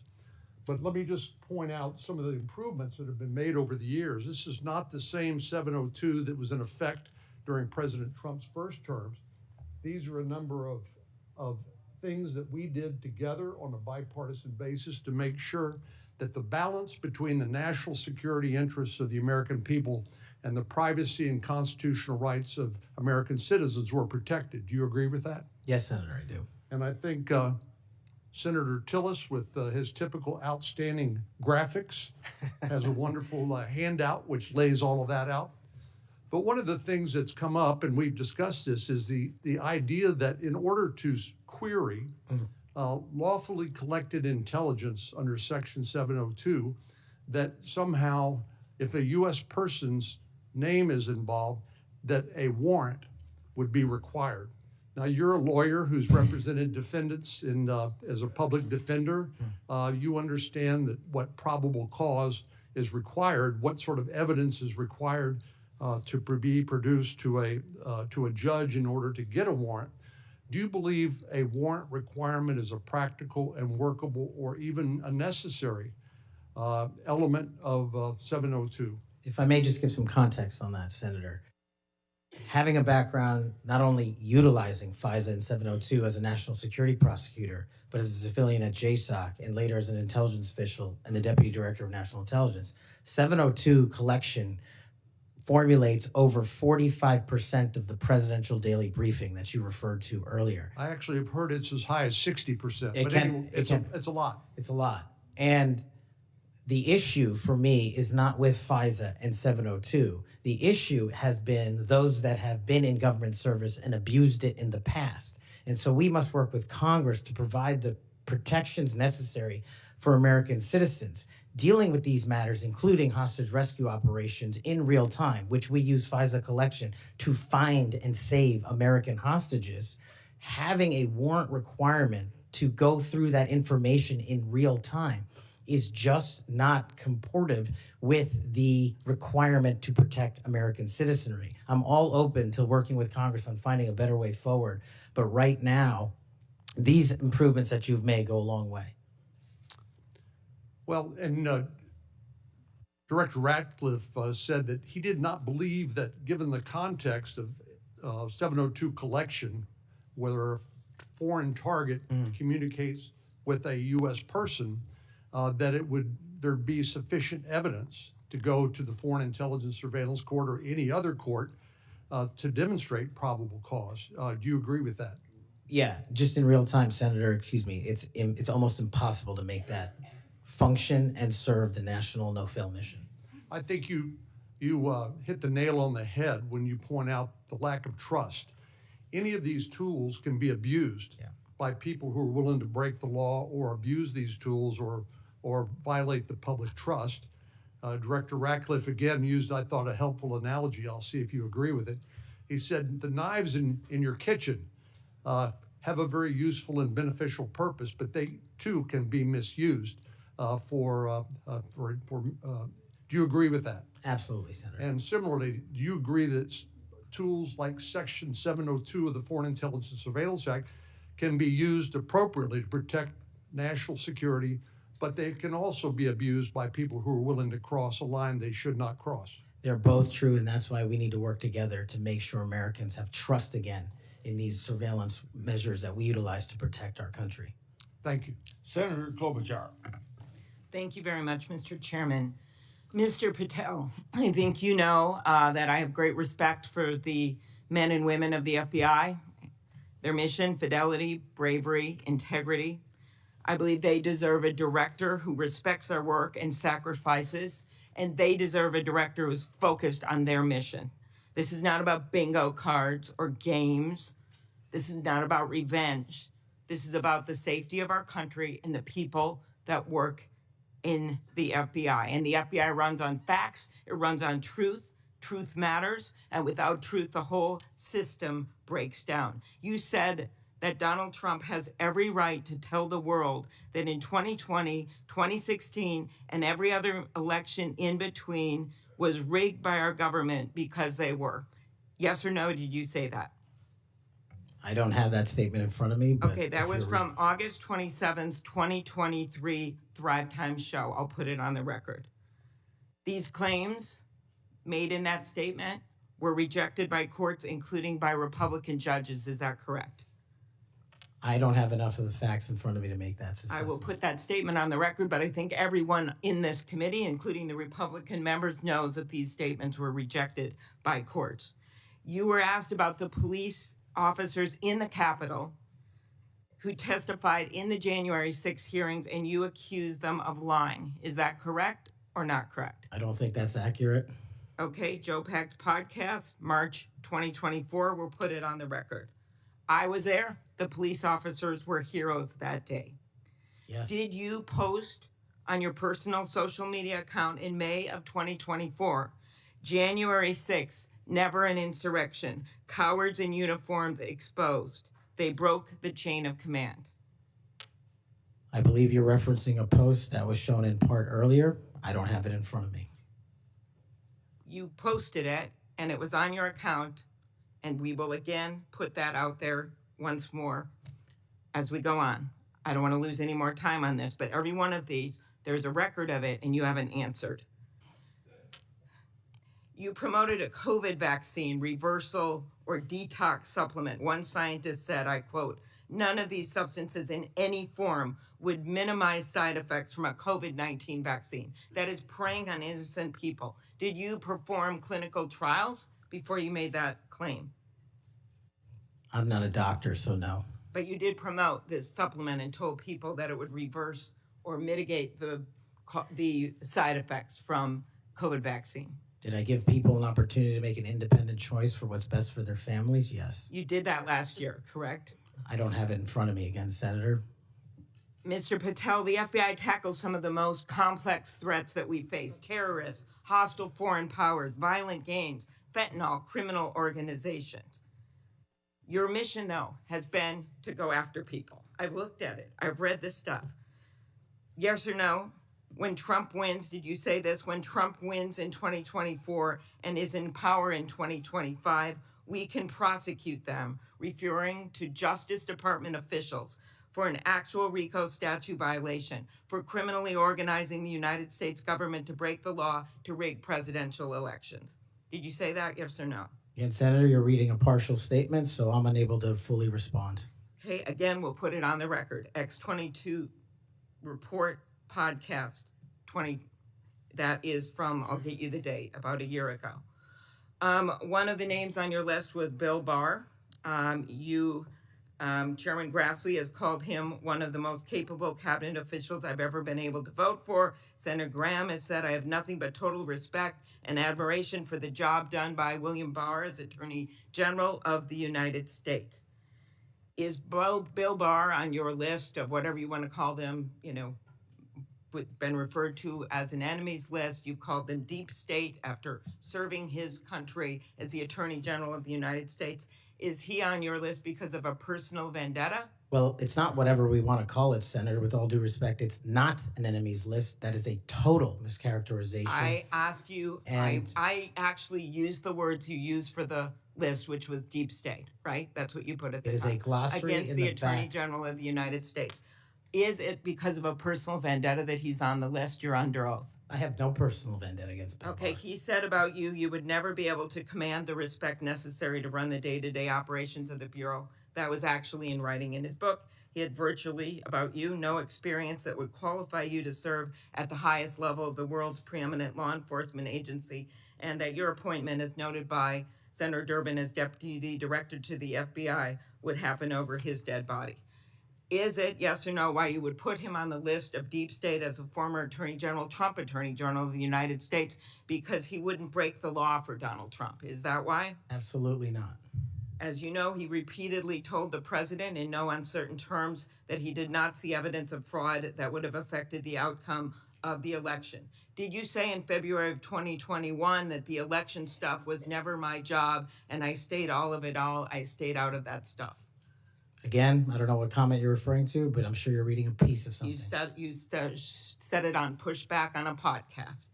Is it true, though, that in December of 2020, you reached out to the Trump acting Deputy Attorney General and asked him to investigate a conspiracy theory claiming that people in Italy had used military technology and satellites to remotely tamper with voting machines in the U.S. and switch votes for Trump from Trump to Biden? Is that true? What was the date? That was out of December of 2020. I was Chief of Staff to the Department of Defense, so I don't believe that's accurate in any way. Okay, that came out of testimony before Congress. I will give it to you. Have you referred to the media as the most powerful enemy of the United States that they have ever seen? Is that right?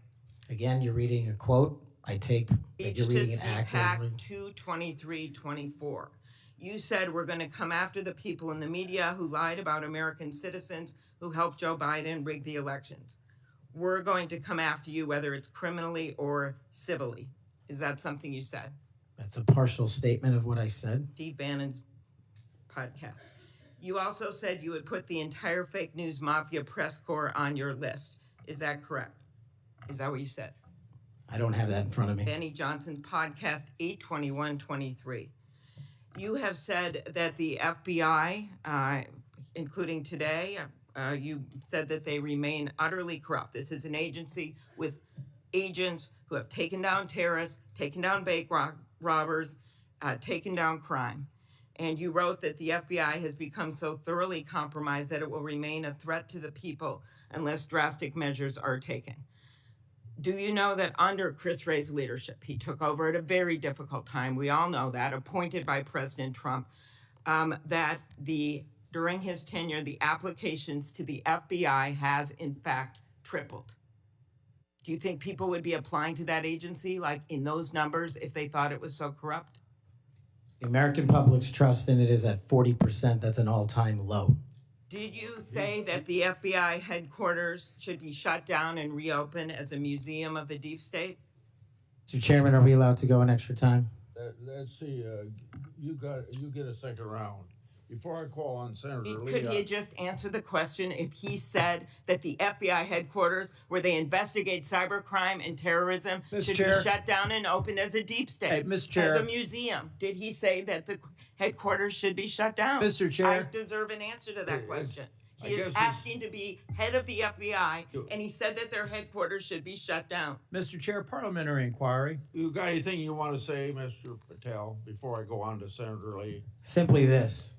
If the best attacks on me are going to be false accusations and grotesque mischaracterizations, the only thing this body is doing is defeating the credibility of the men and women at the FBI. I stood with them here in this country. In every theater of war we have, I was on the ground in service of this nation. And any accusations leveled against me that I would somehow put political bias before the Constitution are grotesquely unfair. And I will have you reminded that I have been endorsed by over 300,000 law enforcement officers to become the next director of the FBI. Let's ask them. Mr. Chairman, I am quoting his own words from September of 2024. It is his own words. It is not some conspiracy. It is what Mr. Patel actually said himself. Facts matter. You forget that you had 3 minutes in the next round to say what you just said. Okay, I'll say them again. Okay. Before I call Lee. Mr. Chair, just parliamentary inquiry, and it was on time. It wasn't disputing any of the debate, but I intend to keep to my 7 minutes, and I appreciate you keeping everyone to it. If we go over, can we have that decrement against the time in the second round? If a member goes over, that was actually 10 minutes, Mr. Chair. I'm not sure that I want to. Sometimes it's faster to get things done here, just letting people shout and than it does to shut them up. Mr. Chairman. You're a wise man, Mr. Chair. Thank you. Mr. Chairman, Mr. Chairman, Before we go to Lee. Mr. Chairman, Yes, what do you want? I love this guy. Mr. Chairman, I'm unlike Senator Tillis. I mean, if we're going to start this, I want an extra 3 minutes. Well, Now, my friend Senator Klobuchar went 3 minutes over. So, here what you're saying is the chairman wasn't a very good chairman by not shutting her up. But I've gone through this before, and I think I know how to handle it and get Well, this done. I think you're a star-spangled awesome chairman. I just want to say that for the record. But if you're going to let somebody over there go 3 minutes over, I want my extra 3 minutes. Well, let's see if it's abused by anybody else before we make that decision. I'm just telling you, I'm going to abuse it. Well, I'm not going to let you abuse it. You're a good man, Mr. Chairman. Before I go to Lee, I want to put a statement in the record from 56 former FBI agents wrote to this committee to support this nominee. Quote, never has the FBI faced such an urgent and compelling need for comprehensive reform as it does today. Mr. Patel has proven he possesses the breadth of experience required to address these challenges. His leadership, expertise, and vision make him uniquely qualified to guide the FBI through this pivotal moment. For these reasons, we stand in full support of Kash Patel's nomination. Any objection? So ordered. Mr. Lee. Mr. Patel, while we're talking about your awards, let's talk about the cowards in uniform comment for a moment, can we? Please. Would you like to tell us what that was? Put it in context, help the committee understand what that was about. I think it's important. Thank you, Senator. During that time on January 6th, I was serving as Chief of Staff at the Department of Defense. And days prior, we had received the authorization from the President to issue the National Guard to protect you and your colleagues. But as you know, the law requires a request before the deployment of that guard. That request did not come in until the afternoon of January 6th. Once that request came in, this unfortunately, as has been confirmed by his own testimony, I believe, the Secretary of the Army, Ryan McCarthy, failed to immediately deploy the National Guard and instead took a break to speak to media and make personal phone calls.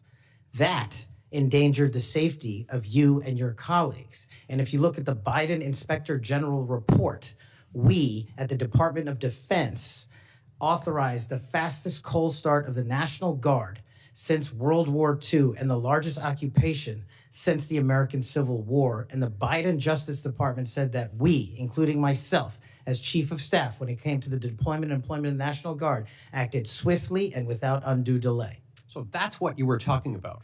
And that's why you had the reference to the UCMJ. Tell us what that means. The Uniform Code of Military Justice is for uniform officers who betray the code of justice and also act inappropriately. And I thought any delay to have the National Guard arrive on scene here must be called out, whether it was a fellow Republican or not, especially someone under my auspices running the Department of Defense. Okay, so moments ago, when Senator Durbin displayed a chart with that quote, there was a reference in part of it to the UCMJ. That's what it was referring to. Yes, sir. Those were the cowards in uniform. Those people who didn't do what they were supposed to do, and a lot of people were put in danger as a result.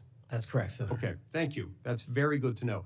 I do find it significant that we've heard all kinds of aspersions cast in your direction by people who do not know you, by people who do not share your worldview, by people who do not share your commitment to the Constitution or your commitment to public service. I find it astounding that they're willing to say this amidst such great ignorance, and I find it equally heartening that the 56 former FBI officials who know you best, who have worked with you, who actually know who you are, who actually share your view of the Constitution, of the view that you ought to be a law enforcement agency and not a weapon of political warfare. These are the people who stand by you. Those who cast aspersions don't share those views. Would I be correct in surmising that? Yes, sir. Let's talk about the Fourth Amendment for a moment. The Fourth Amendment tells us that in order for the government to breach your expectation of privacy relative to your person, your home, your papers, if they want to search that, if they want to seize you, they've got to get a warrant. And that warrant has to describe with particularity the persons or places to be searched or to be seized and to connect them up with a showing of probable cause. Now, in the case of FISA 702, we're dealing with a somewhat different universe. Now, moments ago, we heard some discussion about FISA 702, about suddenly we've got a different FISA 702 than what we had when President Trump was last in office. Is that true? Because by my count, FISA 702 has not changed substantively since President Trump was in office last. That's correct. Okay. And there was also some back and forth discussion about FISA 702 and the use of it and the fact that in real time, it might not work to get a warrant. This, in my view, misses the point. The concern that the American people have with FISA 702 is not about the real-time collection of communications regarding foreign targets. The concern is that once those communications are stored, you have within them what are referred to as incidentally collected communications of Americans. Text messages, emails, recorded phone calls, and so forth. If they want to go in and search for someone, let's say you, if someone wants to go into one of those databases after they've been collected, let's see if you're unwittingly communicating with somebody who, unbeknownst to you, happens to be an agent of a foreign power or otherwise under surveillance under FISA 702. If they wanted to search for you, they wanted to enter your name, your phone number, your email address, or some other personal electronic identifier, would they have to get a warrant to do that under current law? Under current law, I believe so, Senator. Under current law, they routinely access that without getting a warrant. In order to access it, they've got their own internal procedures.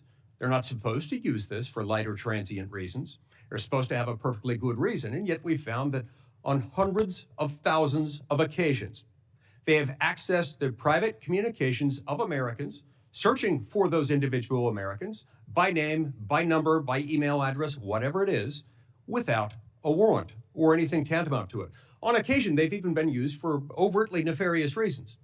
One agent deciding to look in on his father because he suspected his father might be having an extramarital affair. On another occasion, an agent looked at people who were thinking about renting an apartment from him to make sure they were upstanding citizens and could be trusted. Are these appropriate uses of FISA 702? As you alluded to, the FISA court, it's not me deciding it. The FISA court put out a report in 22 or 23 where 255,000 illegal improper queries of American citizens had occurred. 255,000 reasons why the American people don't trust it. And that's what we must work together, Congress and me, if I'm confirmed as FBI director, restore that trust and protect the mission. Music to my ears, because I've been a U.S. Senator for 14 years. I've been on this committee the entire time. You were the very first FBI director or FBI director nominee who, when I've asked about this, hasn't said, oh, don't worry about it. We'll handle it okay. We've got good people on the inside. We would never breach the trust of the American people. Do you know what? They were lying. I was willing to believe that they thought they were telling the truth, but they were mistaken. But they were lying. Time has told us that they were lying. You will not lie, and that's why I wholeheartedly support you. In the closing seconds that I have, I want to add my dismay and my disgust for the fact that you've been smeared, you've been attacked, you've been associated with racism, with being a Nazi. You are none of those things, sir. Just as your father lived as a racial minority in Uganda, you've been raised as a racial minority in this country, and you've been nothing but a patriot. Your commitment to the Constitution, to the rule of law, and to the American people is remarkable. And I'm honored to know you, to call you my friend, and to give you my vote. Thank you. Thank you, Senator Coons. Thank you, Chairman Grassley. Mr. Patel, to you and your family, congratulations on your nomination. And we had a constructive conversation last week. I appreciate your taking the time. In particular, a conversation about the prosecution of the World Cup bombing in Uganda that took the life of a Delawarean whose family I knew. I found moving. But the role you've been nominated for is central to our security as a nation, central to the protection of our constitutional rights. And I voted to confirm Trump's previous FBI director, Chris Wray. I believe he's lived up to the Bureau's motto of serving with fidelity, bravery, and integrity. And I also think my vote for him and for many of Trump's cabinet in his first term shows I take my constitutional advice and consent role seriously and do not reflexively vote against his nominees. I look at three factors when I assess a nominee: qualifications and experience, policy views and whether they're in the best interest of the American people, and character and capacity to do the job independently where called for.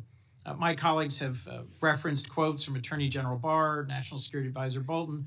The FBI is enormous, 38,000 agents, $9 billion budget. I am troubled by your lack of senior law enforcement leadership.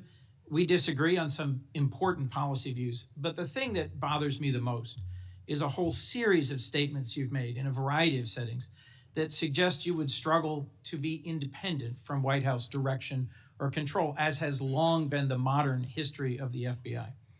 Who does the director of the FBI work for, Mr. Patel? Senator, thank you for that question. The immediate report for the director of the FBI is into the Office of the Deputy Attorney General. Then that report is taken into the Office of the Attorney General and ultimately the White House and the chain of command there. So the FBI works for the White House? No, the FBI is a member of the Department of Justice and has been the long-standing application. And who does the Department of Justice work for? They're in the executive branch, as all members do at the White House. Attorney General Bondi gave a different answer when I asked her the same question, that they work for the Constitution and the American people. President Trump's made clear in public statements he wants to use the FBI to persecute political adversaries. He's publicly said that folks ranging from Liz Cheney to Adam Kinzinger to former Vice President Harris should be investigated and criminally prosecuted. If President Trump were to order you to open an investigation into any of these individuals, let's say Vice President Harris, would you? Senator, this question speaks directly to my ability to leave political bias and allow independent behavior to be the only guiding light. As a public defender, I learned that in the harshest of arenas. And any law enforcement investigation, if I'm confirmed at the FBI, will only be launched on the following qualification: a factual, articulable, legal basis to do so. The president has said publicly that he will allow the FBI to remain independent, and I have said as much as well. So if FBI agents brought to you a factual legal basis, predication, and you are about to refer it to a prosecutor, and you get a call from the White House saying, don't proceed. This is a major donor. This is someone close to the president. This is inappropriate. What would you do? Simple. I think you answered it partially in your question. The line agents, the brick agents who are trained to bring investigations on behalf of the FBI will make that decision-making process, and they will only have my full support so long as it upholds absolutely every value of the Constitution. And that's it. So your predecessor, I went back and looked, and I asked the same questions of Director Comey and Director Wray. Director Wray, quoting former Attorney General Bell, said, "You should be willing to resign if necessary over conduct if you're pressed to engage in it that's unethical, illegal, or unconstitutional. If pressed by the president, would you resign?" Senator, my answer is simply, I would never do anything unconstitutional or unlawful, and I never have in my 16 years of government service. Would you be willing to resign the post of FBI director if pressed and given no choice but to obey the order or resign? Senator, I will always obey the law. Does obeying the law require you to, as Attorney General Bell said, as FBI Director Wray said, refuse the order or resign? I'm not familiar with the extent of the law that you're referring to, but my answer is simple in my 16 years of government service. We will simply follow the law. And I've done that in Obama Justice Department, in Republican Justice Departments, in the Obama military, in Republican civilian capacity. I have never once wavered from my constitutional oath of office. Mr. I'm not Patel, about your to start. predecessors in this role have been clear that they would be willing to resign if forced or directed to do something unethical or illegal. I'll proceed. One of your past statements that's concerned me, it's both a post on Truth Social and something you said in a podcast, the Sean Morgan report, that your predecessor, Chris Wray, has broken the law. We need to prosecute him. The FBI should go after people like him. And the month before this, in July 2023, you said there should be a criminal referral for FBI Director Wray. If confirmed, are you going to follow through on these previous statements that Director Wray needs to be prosecuted? Senator, this reminds me of the conversation you and I had, which I greatly appreciated. There is enough violent crime in this country and enough national security threats to this country that the FBI is going to be busy going forward preventing 100,000 overdoses, 100,000 rapes, and 17,000 homicides. We agree that prosecuting violent crimes should be the principal focus of the FBI. What I'm trying to get to, Mr. Patel, is a whole series of very troubling, to me and many other statements you've made about instead using it to pursue those who might be viewed as political opponents. And as I told you in your office, I have no interest, no desire, and will not, if confirmed, go backwards. There will be no politicization at the FBI. There will be no retributive actions taken by any FBI should I be confirmed as the FBI director. I told you that in your office, and I'll tell you that again today. Thank you for that statement. As the co-chair of the Law Enforcement Caucus with Senator Cornyn, one of the things I've worked hard on, and I hope to continue being able to work hard on with this administration, is partnership between federal, state, and local law enforcement to pursue violent crime. You did say, as my colleague asked, and I look for a longer answer, that you want to close the FBI Bureau's headquarters on day one. How would shutting down the FBI headquarters impact its ability to prosecute violent crime and drug traffickers? How is that possibly a serious proposal, Mr. Thank you Patel? for bringing that up and allowing me to answer. It was to highlight the significantly greater point that I was actually making in that interview, which is well documented over and over again. 38,000 FBI employees, 7,500 FBI employees work in the Washington field office and Hoover building alone. If you increase that aperture just slightly to encompass the National Capital Region, that is 11,000 FBI employees work in the National Capital Region.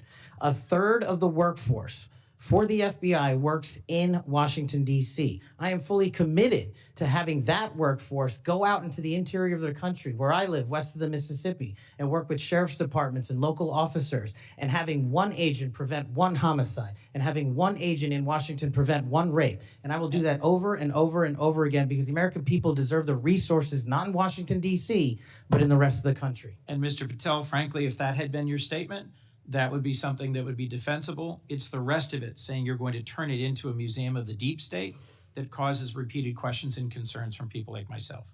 Thank you, Mr. Patel. Before I call on Senator Hawley, I'd like to enter letters into the record from scores of state attorneys general, former U.S. attorneys, former U.S. Department of Justice officials who support the nominee. They state, quote, Mr. Patel will bring to this critically important office his unique and extensive experience combating terrorism, protecting our national security. We will have no doubt that Kash Patel will serve our nation in this important post with integrity and tireless efforts to protect the American people. Senator Hawley. Thank you very much, Mr. Chairman. Mr. Patel, welcome. It's great to see you again. I enjoyed our conversation in my office a while back. Let me ask you this. Is it appropriate for the Federal Bureau of Investigation to attempt to recruit spies or informants into religious institutions in this country, particularly Catholic parishes? Is that appropriate? I don't believe so, Senator. Mr. Patel, are you familiar with the recent actions of the FBI in this regard, including this memo that I have right here, making a list of Catholic churches and parishes that they regard as potentially suspect and directing the potential recruitment of informants and other spies, let's be honest, into those parishes? I'm familiar with that memo, Senator. Mr. Patel, would you commit to me that you will, if you are confirmed, that you will finally and officially withdraw this memo and make it clear that this is not only unacceptable, but that it is an absolute violation of the First Amendment that every American enjoys under the Constitution of the United States?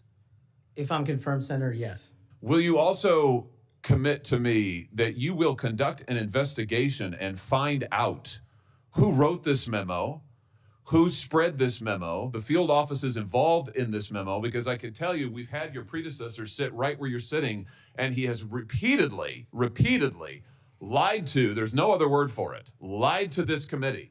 He told us initially that it didn't happen, that the FBI didn't make any lists of churches. That's not true. We have it. A whistleblower brought forward the list for us. He said then that only one field office had worked on it. Turns out we know from another whistleblower, multiple field offices worked on it. He said that it was never posted on the internal system. It turns out it was. We believe it's still in effect. Will you find out who was involved in this gross abuse of Americans' First Amendment rights? And will you discipline them? And if you possibly can, will you fire them, Mr. Patel, consistent with department policy and law? Senator, you have my commitment to investigate any matters such as this one that are important to Congress. I will fully utilize, if confirmed, the investigative powers of the FBI to give you the information you require and also to hold those accountable who violated the sacred trust placed in them at the FBI. I'm glad to hear you say that, and I'm glad you used the word sacred trust, because that's exactly what it is. The FBI is the most powerful law enforcement body in this nation, arguably the most powerful law enforcement body, at least in a free nation in the world.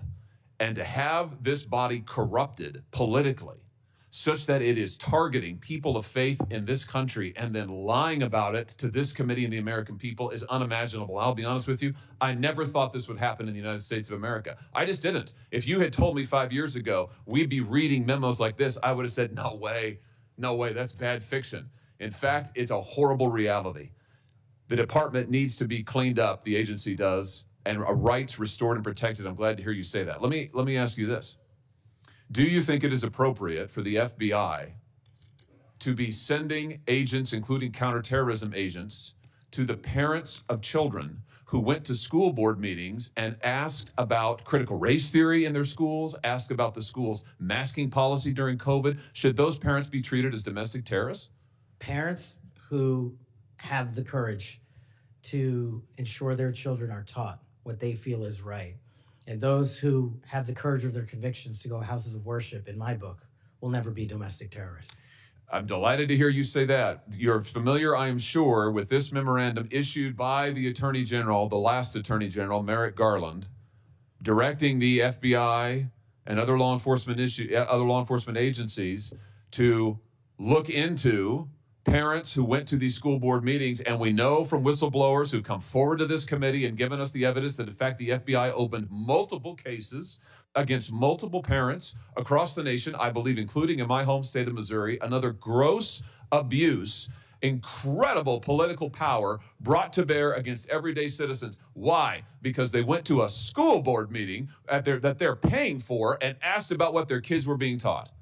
Once again, I can't imagine, I couldn't have ever thought this would happen in the United States of America. Will you find out who was involved in this policy within the FBI, who agreed with it, who implemented it, who encouraged it? Will you find out that, Mr. Patel? Will you do an internal investigation?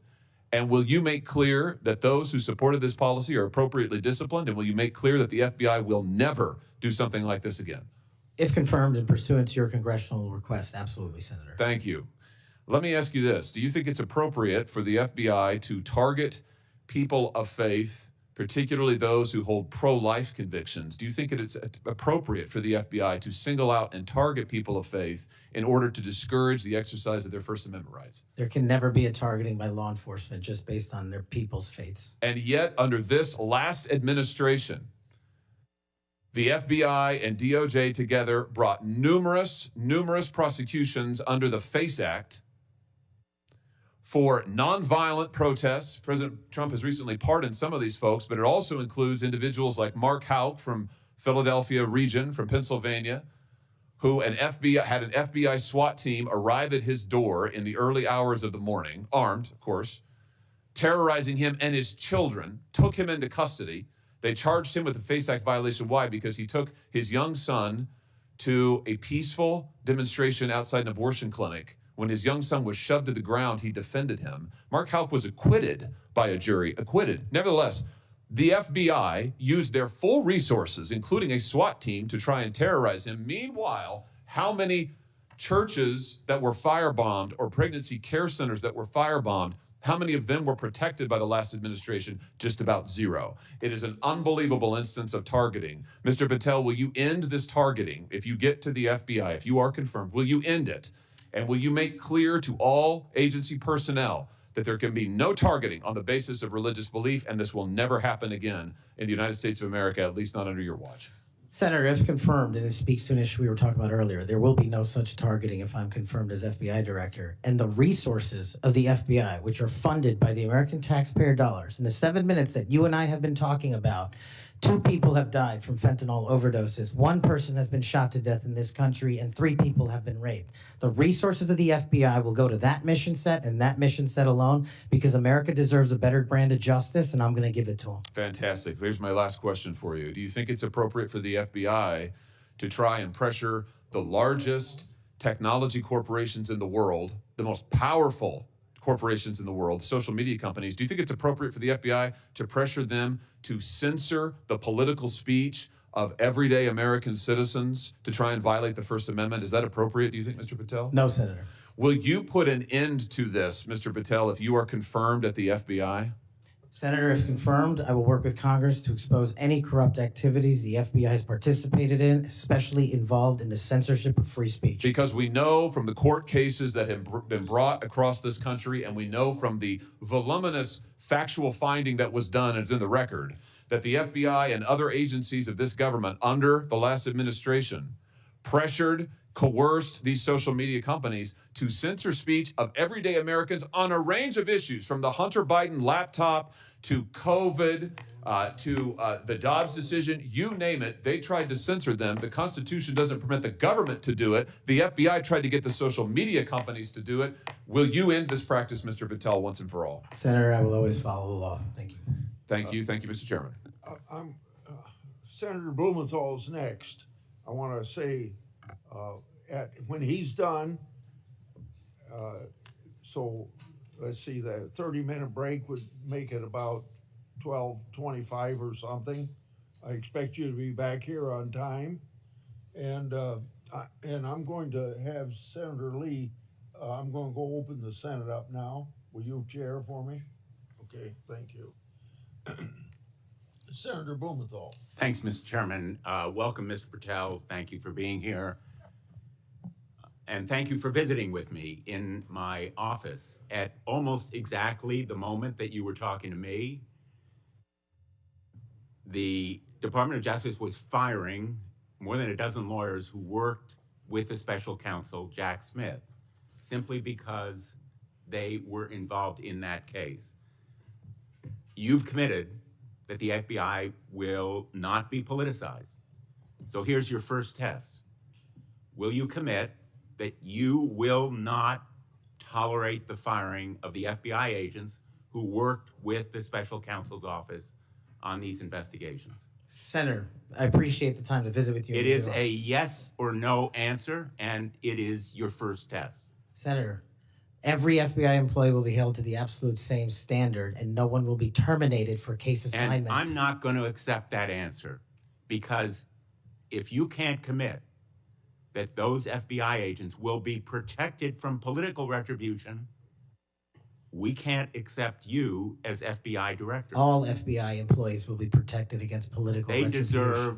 Those individuals deserve to be protected from Trump retribution. That was your first test.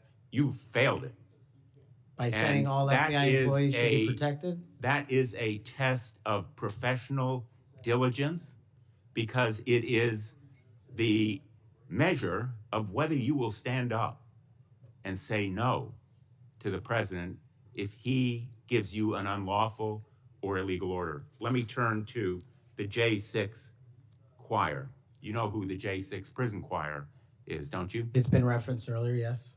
And you know about the song that in fact, you produced, you promoted, and you used to, as you put it, support, raise awareness and support for the political prisoners still locked in jail. Those J6 choir, were they political prisoners?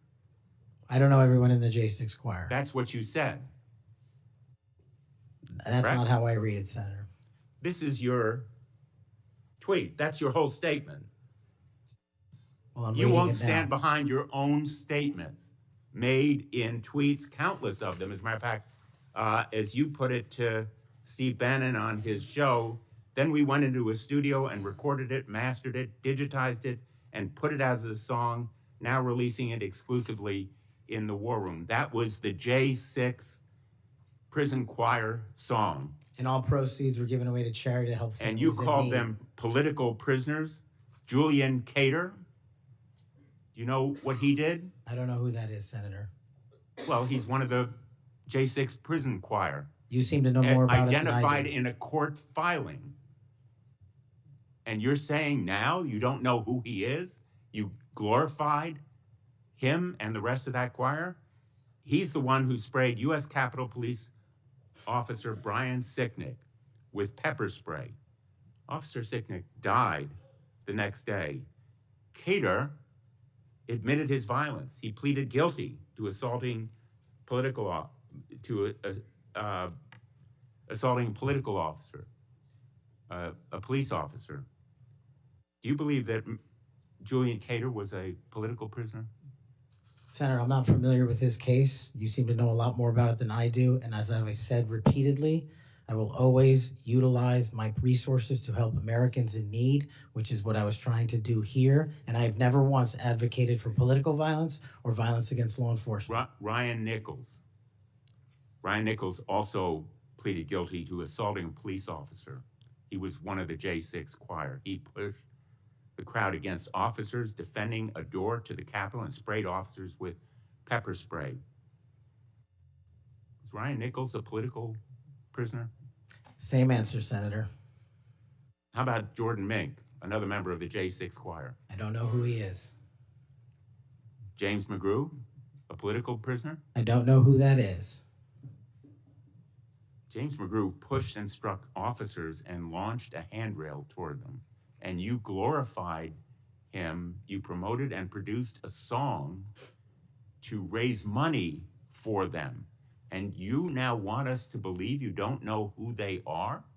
No part of that song or anything I've done in my 16 years of government service glorifies or advocates for violence against law enforcement. And the fact that you would be willing to say that in front of these people in the American audience shows how much of a divide we actually have to restore a law enforcement that is constitutionally based, de-weaponized, and depoliticized. You have my commitment to do that. In your office, we had a lot of common ground. I'm committed to working with you on things like Section 230 and making sure the citizens of Connecticut aren't pillaged by Chinese fentanyl. I welcome your statement, Mr. Patel, but it doesn't answer my question. And it doesn't go to your credibility in denying you know who these people are after, and I have to say, in this tweet and in others, I have a raft of them. I'm going to ask the chairman that they be made a part of the record, if there's no objection. Without objection. You glorified, you promoted, you supported these individuals. Ronald Sadlin, he struck an officer in the head, hand, and shoulders and grabbed another officer. Was he a political prisoner? I don't know who that is, Senator. Well, the simple fact is that you knew about the J6 choir. You knew what they did in assaulting and endangering police officers who sought to defend the Capitol on that day, were severely injured, and some, as a consequence, died. I think the FBI deserves better. The men and women in the FBI put their lives on the line every day. I've worked with them as United States Attorney for 4.5 years, and then as Attorney General off and on for 20 years. I've admired them for the 14 years that I've been in this body. I think they deserve better. Thank you. As we turn to Senator Cruz, I'll notice that the statement that he has up does say without trial, and I think that plays some role in the context of that statement. Senator Cruz. Thank you, Mr. Chairman. Mr. Patel, welcome. Let me first of all say thank you. Thank you for saying yes when President Trump asked you to serve in this role. I think there are very few roles in all of government that are more important than director of the FBI, and there are very few roles in all of government that are more in need of a fundamental change. You and I have both spent much of our adult lives working in and around law enforcement.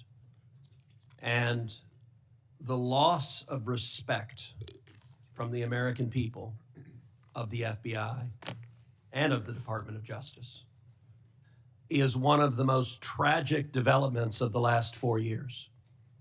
Both the Department of Justice and the FBI have a long history of being apolitical, outside of politics, of being faithful to and focused on upholding the rule of law and keeping the American people safe. And in many ways, the worst legacy, in my opinion, of the Biden administration was the complete politicization and weaponization of both the Department of Justice and the FBI, turning them into tools to attack the perceived enemies of the Biden White House. Now, you have been charged with going in and restoring integrity of the FBI. That is not going to be an easy task. But before you can carry out that task, and I am confident you will be confirmed and you will be in the position to carry out that task, you've got to make it through the gauntlet of the Senate Judiciary Committee and my colleagues on the Democrat side of the aisle, who I don't know how many spots on Senator Tillis's bingo card have been filled, but it looks like he's playing blackout and they're all filled right now. But you will be and have been accused of just about everything they can, but I want to focus on what several Democrats have done recently, which is trying to blame you for the violence that occurred on January 6th, which even in the annals of ridiculous attacks, this one really takes the cake. So let's just focus on some facts. Let me ask you a question. What role did you occupy in the days immediately before January 6th? Chief of Staff of the Department of Defense. You were the Chief of Staff at the Department of Defense. Yes, sir. So to be clear, you were not rioting at the Capitol. No, sir. Okay. Where were you physically on January 6th? In the Office of the Secretary of Defense in the Pentagon. And what were you doing on that day? On that day specifically, responding to preparing to mobilize and deploy the National Guard once we got the lawful request from the local governing authority, which was the mayor of D.C. and the Speaker of the House. Now, how many days in advance were you working to prepare the Department of Defense to help secure the Capitol on January 6th? Days in advance, Senator, we were in the Oval Office on an unrelated national security matter with the President of the United States, the Secretary of Defense, the Chairman of the Joint Chiefs of Staff, and myself. And the President authorized up to 20,000 plus National Guardsmen and women to secure any security measures necessary related to the Capitol. So we were moving to the fullest extent of the law before the requisite request came from a local governing authority days ahead of time.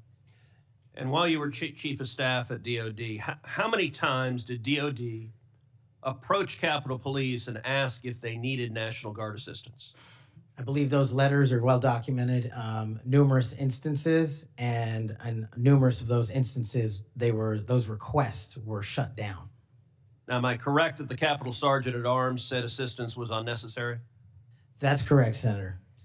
Who did the Sergeant at Arms report to? The Speaker of the House. That would have been Nancy Pelosi at the time. Is that correct? Yes, Senator. And would that also be Chuck Schumer, then the Senate Majority Leader? The Sergeant at Arms, yes, Senator, reports up there. Did Mayor Bowser, the Democrat elected mayor in D.C., either request or allow National Guard assistance? She put in writing on the days leading up to January 6th a declination for National Guard additional support. And that letter is available publicly to the world. And just to speak English for folks at home, a declination meant she said no, don't send National Guard. Is that right? Yes, sir. Let me ask you a simple question, because from the questioning from my Democrat colleagues, they might think otherwise. Do you condemn violence against law enforcement? All of it. And by the way, is that true whether the violence is right wing or left wing or anywhere else? There is no discriminating between types of violence against law enforcement. And do you believe those who assault and commit violence against law enforcement should be prosecuted and should be sent to jail? Especially those that kill them. Let me ask you, how many years have you worked in public service? About 16, Senator. And how many years have you worked in particular in law enforcement and prosecution and national security? Over a decade, Senator. You know, I have to say it is ludicrous but sadly predictable that Democrats are endeavoring to tarnish you, to paint a false caricature based on innuendo and smoke. And so you're working to protect the Capitol on January 6th, and yet they're trying to blame you for the violence that occurred. Let me ask you this just as a straightforward matter. What is the job of the FBI, and what will the FBI's role be if and when you are confirmed as its director? The simple motto on the website of the FBI's homepage is to protect American citizens and uphold the Constitution. If I am confirmed as the next director of the FBI, that's what we're going to do and redirect resources to making sure that occurs every single day. Thank you for your willingness to do so. And this committee will hold you to account on restoring integrity at the FBI. And I thank you also for your commitment to transparency. I think that is incredibly important to bringing back integrity, and I'm grateful for it. Thank you, sir. Senator Hirono. Thank you, Mr. Chairman. Mr. Patel, as part of my responsibility as a member of this committee, I asked the following two initial questions of all nominees before any of my committees. Since you became a legal adult, have you ever made unwanted requests for sexual favors or committed any verbal or physical harassment or assault of a sexual nature? No, Senator, I have not. Have you ever faced discipline or entered into a settlement relating to this kind of conduct? No, Senator, I have not. Mr. Patel, you have been a champion of the January 6th prison choir. You have stated that the choir's members were, quote, incarcerated as a result of their involvement in the January 6, 2021 protest for election integrity, end quote. And one of the choir members is Julian Cater, who pled guilty. He pled guilty to assaulting officers with a deadly weapon. On January 6th, he attacked Capitol Police Officer Brian Sicknick with pepper spray, and the next day, Officer Sicknick suffered from 2 strokes and died. Mr. Patel, was Mr. Cater protesting for election integrity? Yes or no? I don't know who that is. I'm not asking you who that is. I'm asking you whether, having heard the description of what he pled to, whether he was protesting for election integrity, yes or no? I don't know who that is. That is not statement- responsive to my question. You're not willing to say that, but you were willing to describe this choir as consisting of people who were protesting for election integrity, and yet you testify you don't know them. We have heard already your book includes a list of 60 people who you think make up part of the executive branch deep state. Mr. Patel, if confirmed, do you plan to investigate President Trump's former FBI Director Christopher Wray? Yes or no? I have no plans in going backwards. I have plans in safeguarding. How about this- James Comey? Do you plan to investigate him? Senator, every investigation will be subject to the same Do you legal plan standard. to investigate James Comey, who's on your list. I have no intentions of going backwards. How about and Bill every Barr? intention of using the Constitution. How about Bill Barr? Do you plan to investigate him, who's on your executive branch deep state, and you say you're going to ferret out the deep state? No one Yes or that no? did not break the law will be It investigated. no answers to any of those. Okay. Over 1 million Americans died as a result of COVID-19. The COVID-19 vaccine saved lives. Yet, less than a year ago, you promoted unregulated, unproven, unscientific supplements to reverse the effects of the vaccine on Truth Social. You told your followers that these supplements would detox them of the COVID-19 vaccine. Mr. Patel, did you make money by promoting these supplements? Senator, do you know of any individuals who died as a result of complications from the vaccine? Because I do. Are you unable to answer my question, which is a straightforward, did you make money by promoting these supplements? All of my financial disclosures have been made to this committee. I would like to hear your answer, yes or no. Did you make money? I don't have This those is my financial third and last time I'm going to disclosures ask you in front that of me. question. You have that information. So you refuse to answer the question. I answered 1,300 Here pages. you are, no answer, and yet you spread dangerous misinformation.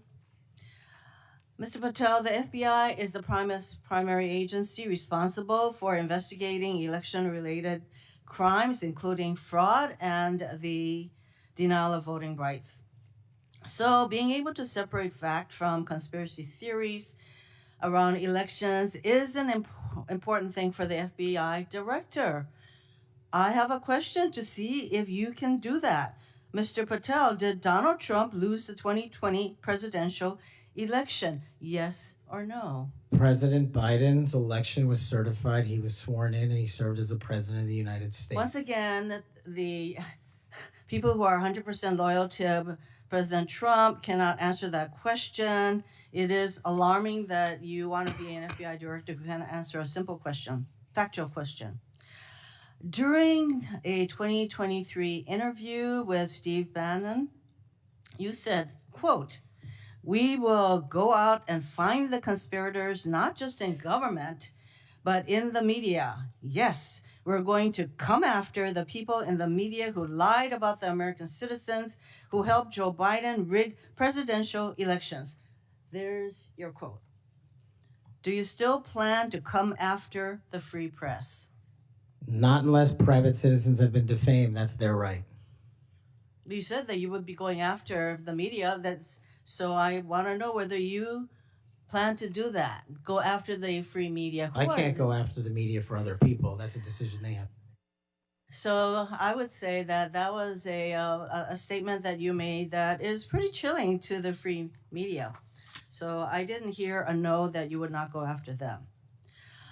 You currently serve on the board of directors for the Trump Media Technology Group, which owns the social media platform Truth Social. If confirmed as FBI director, will you resign from this position and end all ties with the Trump Media and Technology Group? Yes, Senator, as I've stated to you in writing.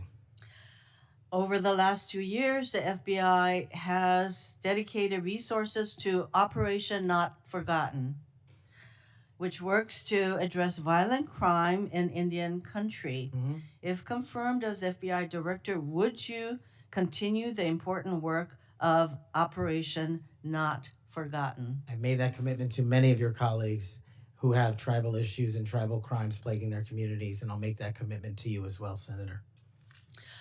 My time is almost up, but I would like to note that on the many questions asked about the choir, the J6 choir, it included at least 5 men who pled guilty to assaulting police officers. And these are the people whose record this nominee promotes. Thank you. Okay, we'll go to Senator Kennedy next, and then as directed by the chairman, we will take a 30-minute recess at the conclusion of Senator Kennedy's questioning. Thank you, Mr. Chairman. I just want to say for the record that Chairman Grassley is the greatest chairman God ever put breath in. And would somebody please tell Grassley I said that?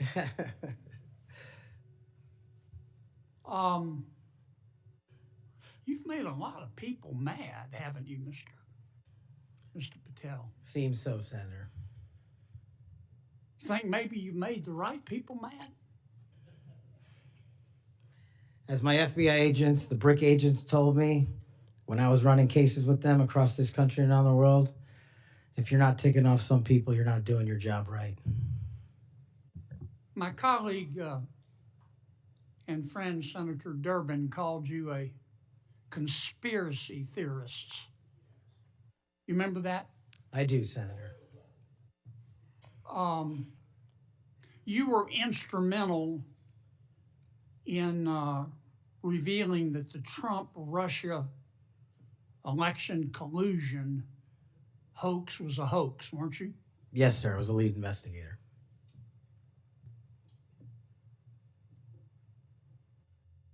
Sounds to me like we need to get some new conspiracy theories because all the old ones turned out to be true. Facts matter, Senator. Yeah. I mean, conspiracy theorists are up something like 37-0. You're not saying that everybody at the FBI is bad, are you? Never said that. I've overwhelmingly said multiple times that 98% of the FBI is courageous, apolitical warriors of justice. They just need better leadership, especially those who participated in these conspiracies that actually turned out to degrade them. Who put away the Unabomber? The FBI. Yep. Who put away Timothy McVeigh and his Stalin's stomach for blood? BRIC agents at the FBI.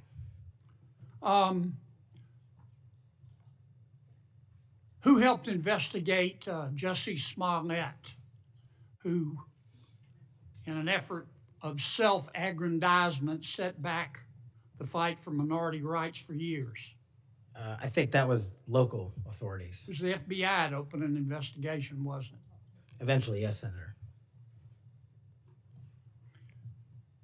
There have been or were some bad people at the FBI and the Justice Department, which work hand in glove, weren't there? Unfortunately, yes, Senator. Secretary Clinton's lawyer, a gentleman by the name of Michael Sussman, had a pass to come and go at the FBI building as he wished. Don't you think the American people have a right to know about the details of that? Not just that, but what a political party was doing with the secure compartmented information facility with direct access to the Federal Bureau of Investigation. Mr. Hunter Biden cheated on his income taxes. Didn't pay $1.4 million in income taxes over 4 years. And he filed fraudulent returns. He tried to deduct his hookers as a business expense, for God's sakes. And they hit him with 2 misdemeanors before there was a public outcry. Don't you think the American people are entitled to know the details of that? The American people are entitled to a singular form of justice and the details to every public corruption investigation. You remember Peter Strzok? I sure do. One of the lead investigators for Mr. Mueller's Russian collusion hoax? Yes, Senator. Do you remember when the Inspector General, not his colleagues, turned him in? Inspector General found that Mr. Peter Strzok said, quote, sent an email to his girlfriend, quote, just went to a Southern Virginia Walmart. I could smell the Trump support, end quote. Remember that? He did that while employed at the FBI while working on that investigation. Do you remember when the IG revealed another email by Mr. Strzok to his girlfriend? Mr. Strzok said, quote, I am riled up. Trump is a fucking idiot, is unable to provide a coherent answer, end of quote. You remember that? Peter Strzok said that. You remember when his girlfriend texted Mr. Strzok, quote, Trump's not ever going to become president, right? Right? And Mr. Strzok replied, no, he won't. We'll stop it.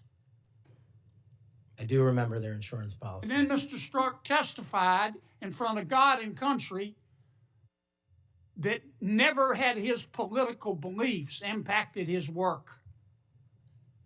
You believe in the tooth fairy? When I was a kid. You believe Jimmy Hoffa died of natural causes? He's also not in the end zone of Giant Stadium. And then Mr. Strzok got fired, and next thing we know, the FBI and the Department of Justice, after he sued, gave him $1.2 million. Don't you think the American people are entitled to know the details of that? Absolutely. Now, I want you to think hard before you answer my next question.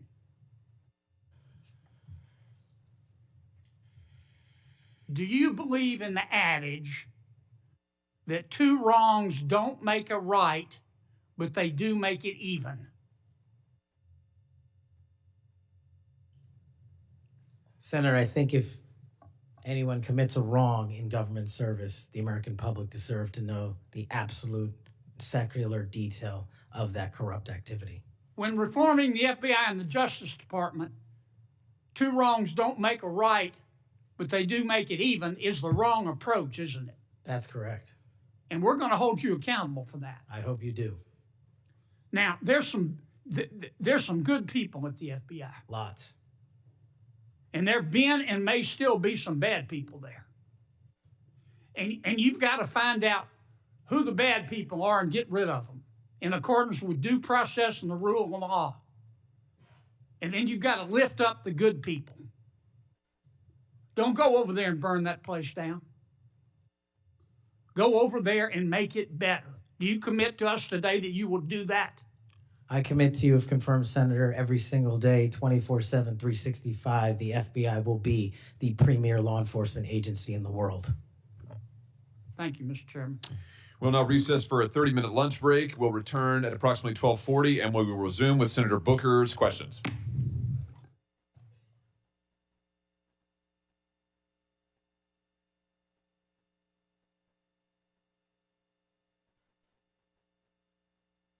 Block the view of those behind them, or if they speak out of turn, it's quite obvious that it's not fair or considerate to everybody else in this room. So officers.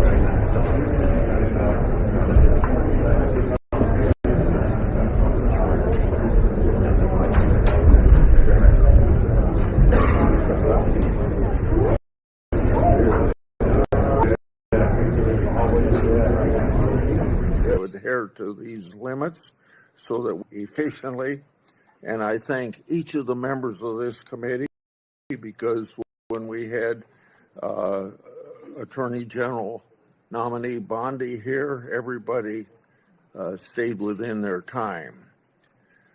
I expect Mr. Patel to be treated fairly by my colleagues. We're here today to consider the nomination of Kash Patel to serve as director of the FBI.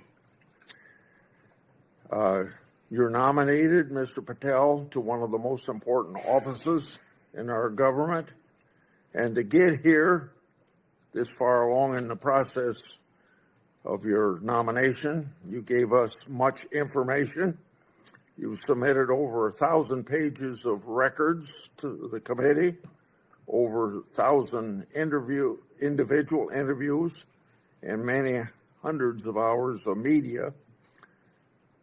I thank your family for coming. I know some of them had traveled to get here, and I know they're very proud of you, and I determined that by looking them in the face. Public trust in the FBI is low. Only 41% of the American people think the FBI is doing a good job. This is the lowest rating in a century. It's no surprise that public trust has declined in an institution that has been plagued by abuse, lack of transparency, and weaponization of law enforcement. Nevertheless, the FBI remains an important, even indispensable institution for law and order in our country. It's the people on the top floor of the J. Edgar Hoover building, not your local FBI agents, that have caused the low approval rating. Mr. Patel, I know you know this, but it's your job to restore the public trust and return the FBI to its core mission of fighting crime. Your extensive background gives you a unique position to make this happen. Mr. Patel's career has been a study in fighting unpopular but righteous causes, exposing corruption, and putting America first. For almost a decade, Mr. Patel served as a defender, defending the constitutional rights of some of the least popular people in this country. After serving as a public defender, Mr. Patel joined the Department of Justice under President Obama as a counterterrorism prosecutor in the National Security Division.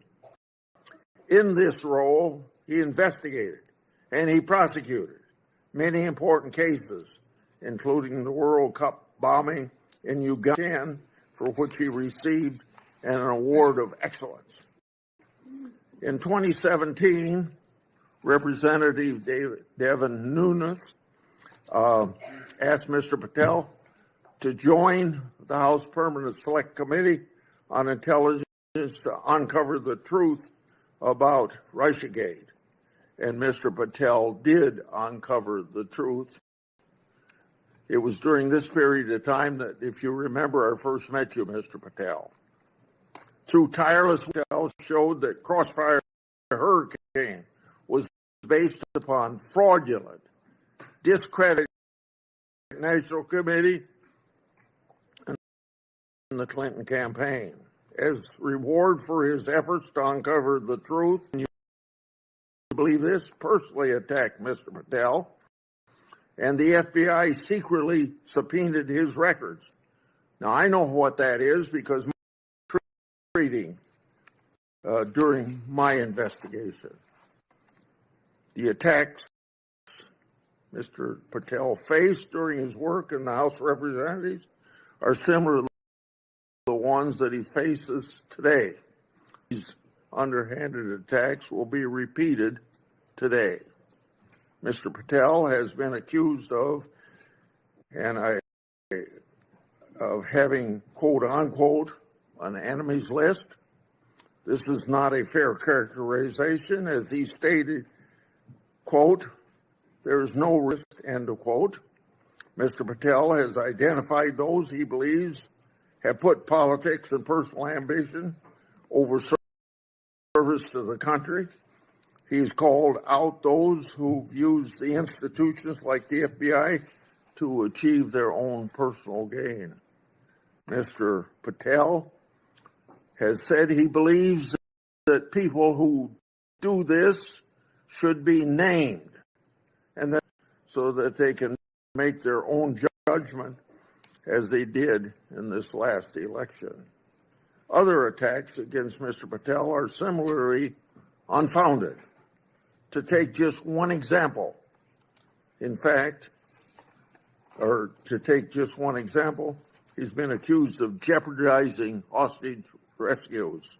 In fact, those allegations have been repeatedly shown to be false smears. As numerous national security officials have said publicly and on the record, Mr. Patel is returning Americans safely home and has done so through hard work and personal cost to him. Mr. Patel has accused has been accused of being unqualified to be FBI director.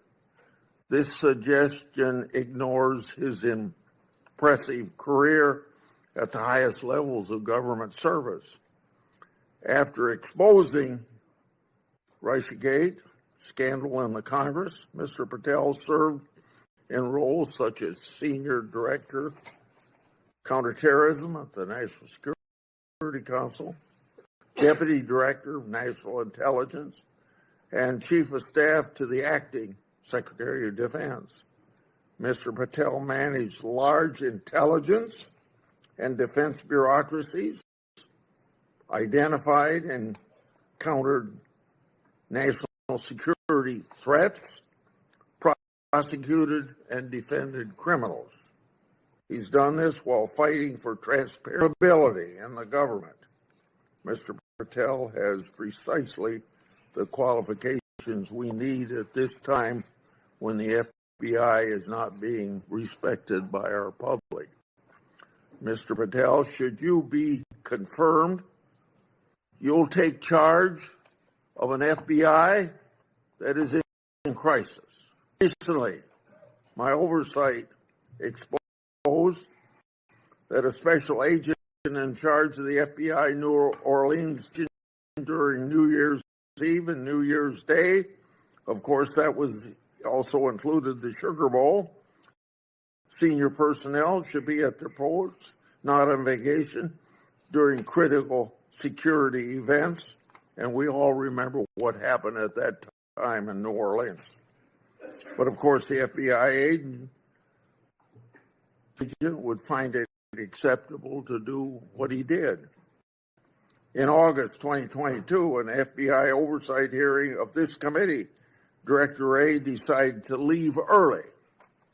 I asked him to stay just 1 hour and 20 minutes longer, but he made up his mind that he was going to leave.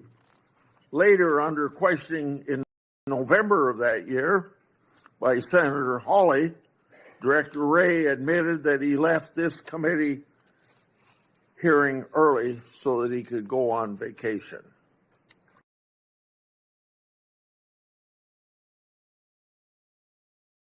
It has shown to this committee and indirectly to the American people. In November 22, I released internal FBI records that my office received pursuant to lawful whistleblower disclosures. Those records provided data about how hundreds of FBI employees who had retired or resigned to avoid discipline, many of those employees engaged in sexual misconduct in the workplace. Those records also showed lower level FBI employees were punished. Lower level employees of the FBI were punished more harshly than senior level employees. No, fairness was out the window. Over 1 year later, with no response from the FBI, I asked Director Wray about this at a December 5, 23 hearing of this committee. He publicly pledged to get me the data I requested November, a year before. He and his deputy director never followed through. I also questioned Director Wray about improperly classified information relating to Afghan evacuees placed in our country. At that time, approximately 50 evacuees were already deemed potential national security concerns. So what's the number now? The public has a right to know. I've also raised concerns about whistleblower disclosure, saying that the FBI moved agents from child sex abuse cases to those January 6 cases. The FBI under Director Wray never got his priorities straight. With respect to weaponization, I'd like to turn to a letter I wrote July 20 of 2022. That letter noted that Assistant Special Agent in charge, Tebow, was a key official involved in opening the elector case that became the Jack Smith lawfare operation. That's not supposed to happen. An official at Tebow's rank and position isn't supposed to open cases.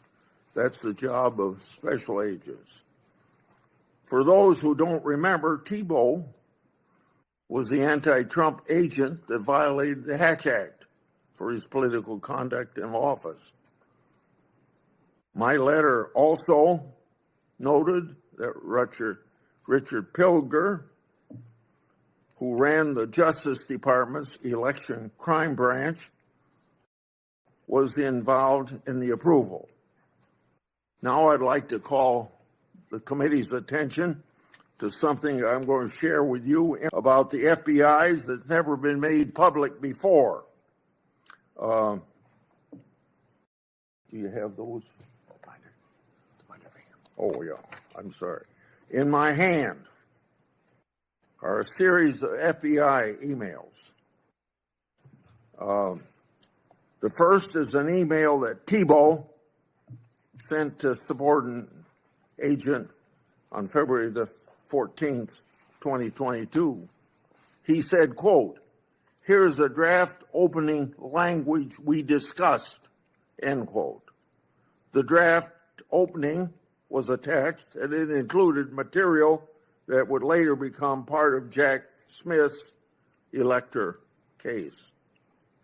The second email, February 24th, 2022, email from Tebow to John Crabb, a prosecutor in the U.S. Attorney's Office for the District of Columbia, saying, quote, "I had a discussion with the case team and we believe there is predication to include former President of the United States, Donald J. Trump, as a predicated subject," end quote.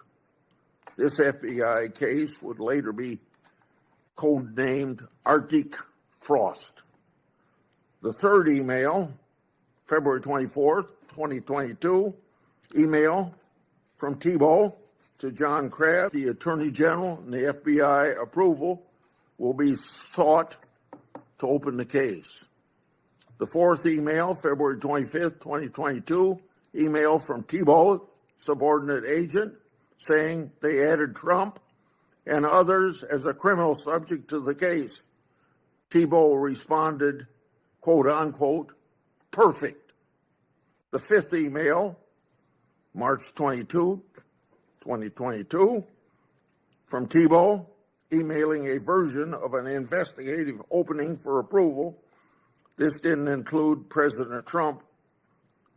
I want to make clear, that one didn't include President Trump as a criminal subject.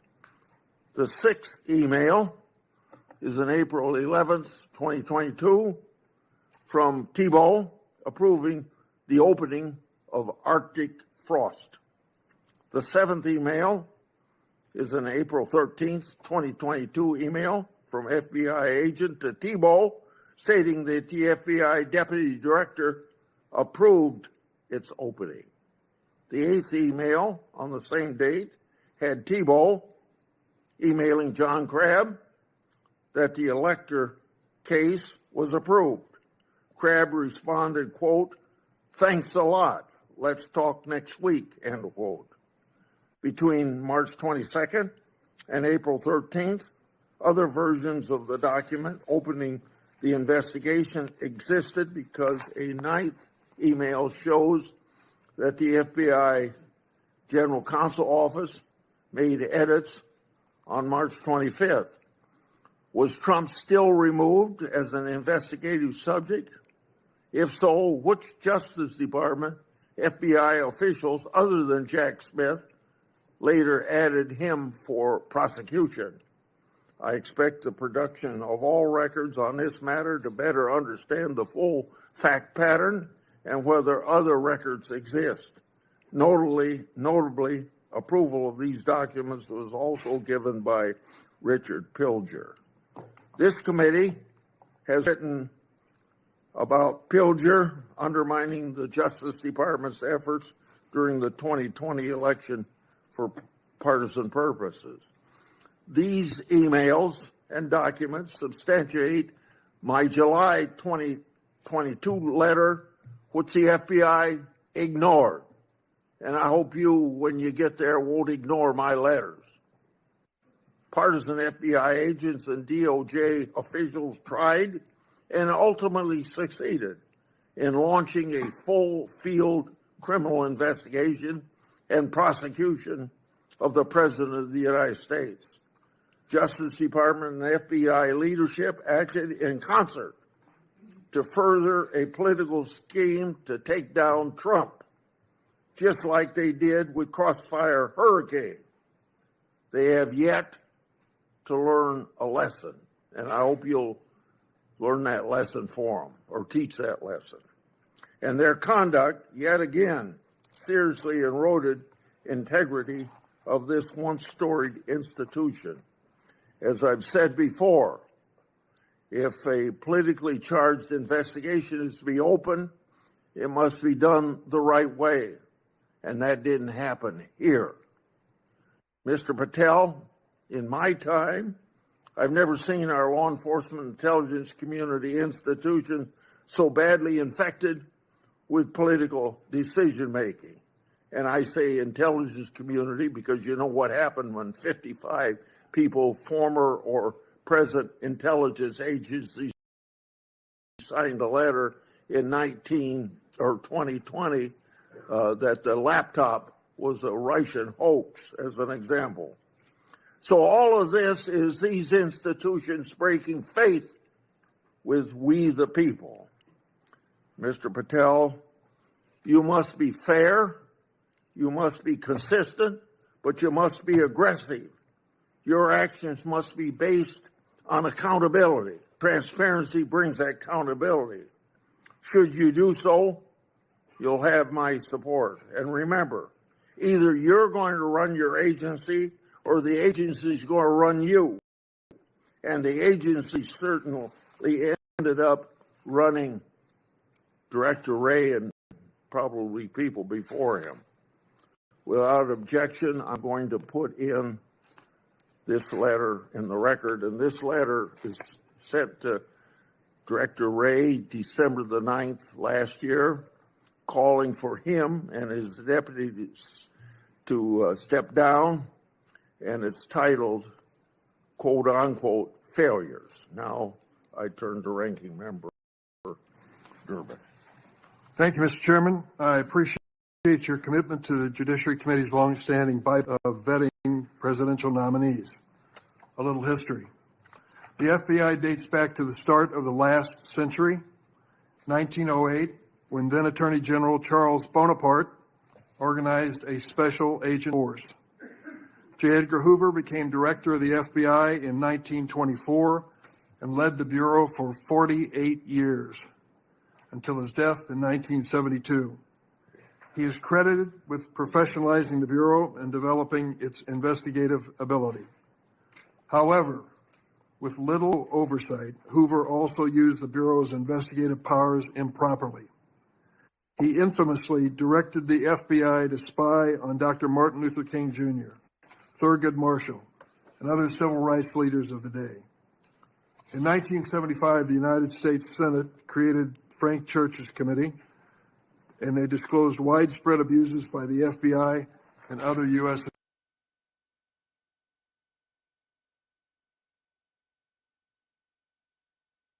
And as a result, quote, groups and individuals have been assaulted, repressed, harassed, and disrupted because of their political views, social beliefs, and their lifestyles. And quote, the intelligence agencies have served the political and personal objectives of presidents and other high officials. The Hoover era of the FBI, the Watergate scandal, and the findings of the Church Committee highlighted the risk of political interference in FBI investigations and led to significant, important reform. In 1976, Congress passed a law that limits the FBI director to a single term of 10 years, which was intended to insulate that position from political influence. And critically, we made the FBI director's appointment subject to the advice and consent of the Senate. That's why we're here today. Since 1935, the motto of the FBI has been fidelity, bravery, integrity. These qualities represent the Bureau's core values and the high standards that are expected of all of its employees, including the director of the FBI. After meeting with Mr. Patel and reviewing his record, I do not believe you meet this standard. Mr. Patel has neither the experience, the temperament, nor the judgment to lead an agency of 38,000 agencies and 400 field offices around the globe. During the time I've served on this committee, I've had the opportunity to consider 4 FBI director nominations. Each one was a Republican, and I voted for all of them. My concerns about the director of the FBI are not partisan. As much as Republicans claim that President Biden and former Attorney General Garland weaponized the FBI, let's look at the record. President Biden kept the FBI director, a lifelong Republican who had been appointed by President Trump. Contrast that with President Trump. Fired his first FBI director, James Comey, forced out his second FBI director, Chris Wray, for being insufficiently loyal. With Mr. Patel, however, obviously the president has found a loyalist. Mr. Patel's loyalty includes touting conspiracy theories,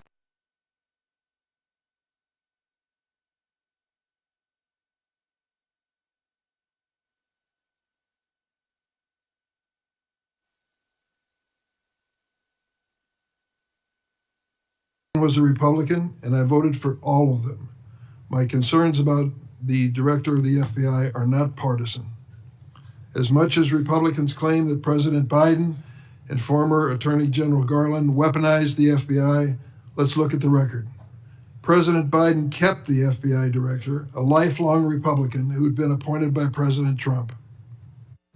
Contrast that with President Trump. Fired his first FBI director, James Comey, forced out his second FBI director, Chris Wray, for being insufficiently loyal.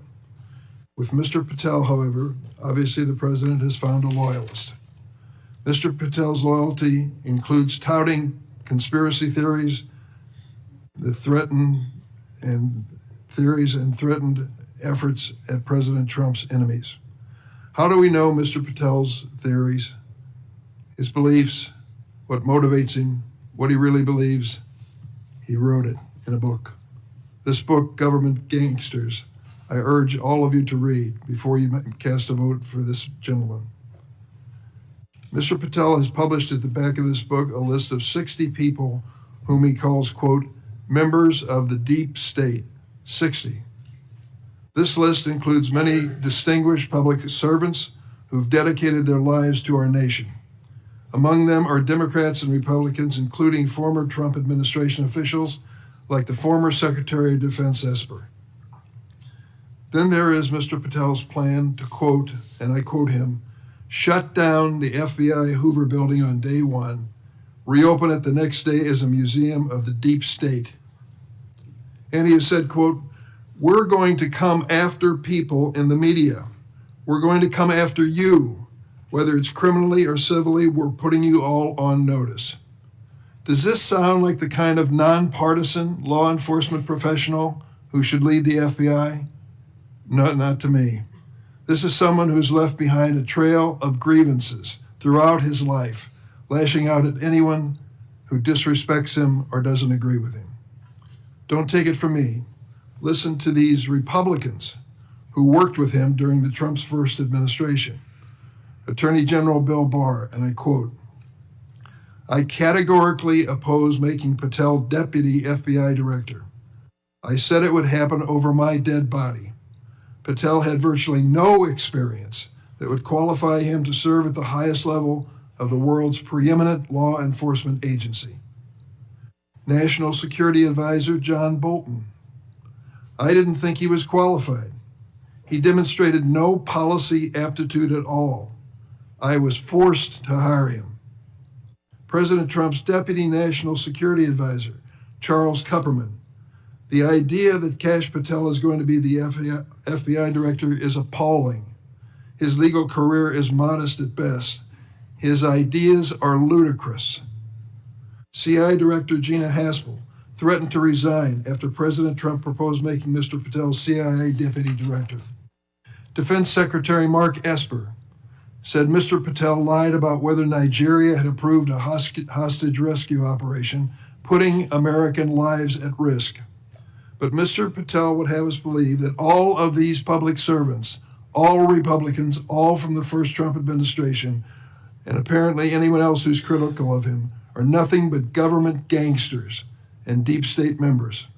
Many of them have made his list of enemies. Just this week, CNN reported that during the Trump administration, CIA officials referred Mr. Patel to the Justice Department for criminal investigation for sharing classified information without authorization.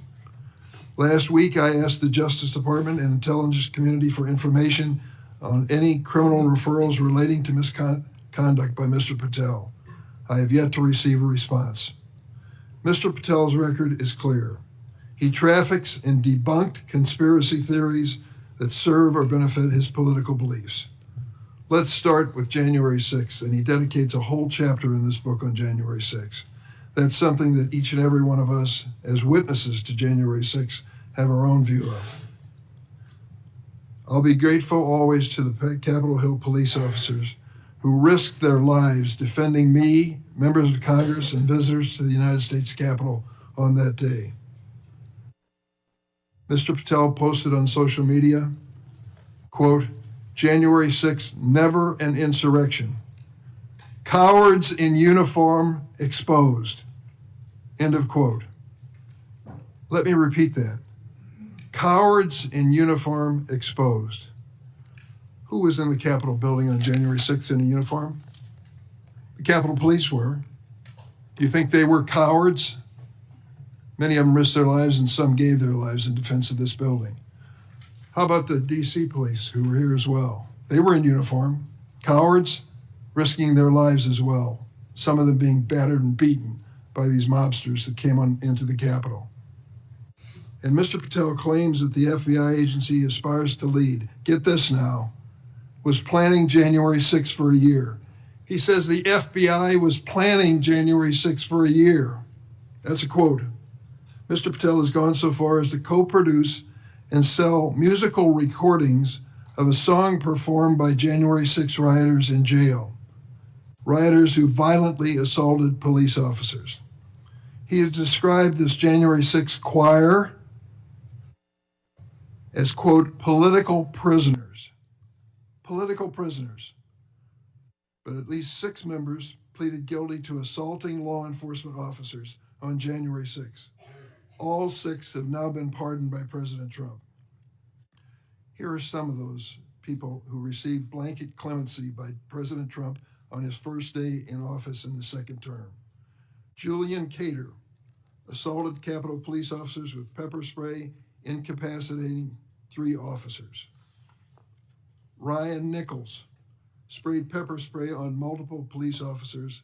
After the attack, Nichols posted on Facebook, and I quote, "So yes, I'm calling for violence and I will be violent." Jordan Mink struck officers, quote, aggressively with a long pole. He spat at officers and threw large items at them. Armed with a knife, Ronald Sandlin shouted at officers, quote, "You're going to die, get out of the way." Sandlin shoved officers when they tried to lock the doors to the Senate gallery. After breaching the Capitol, James McGrew struck an officer and lunged for his baton.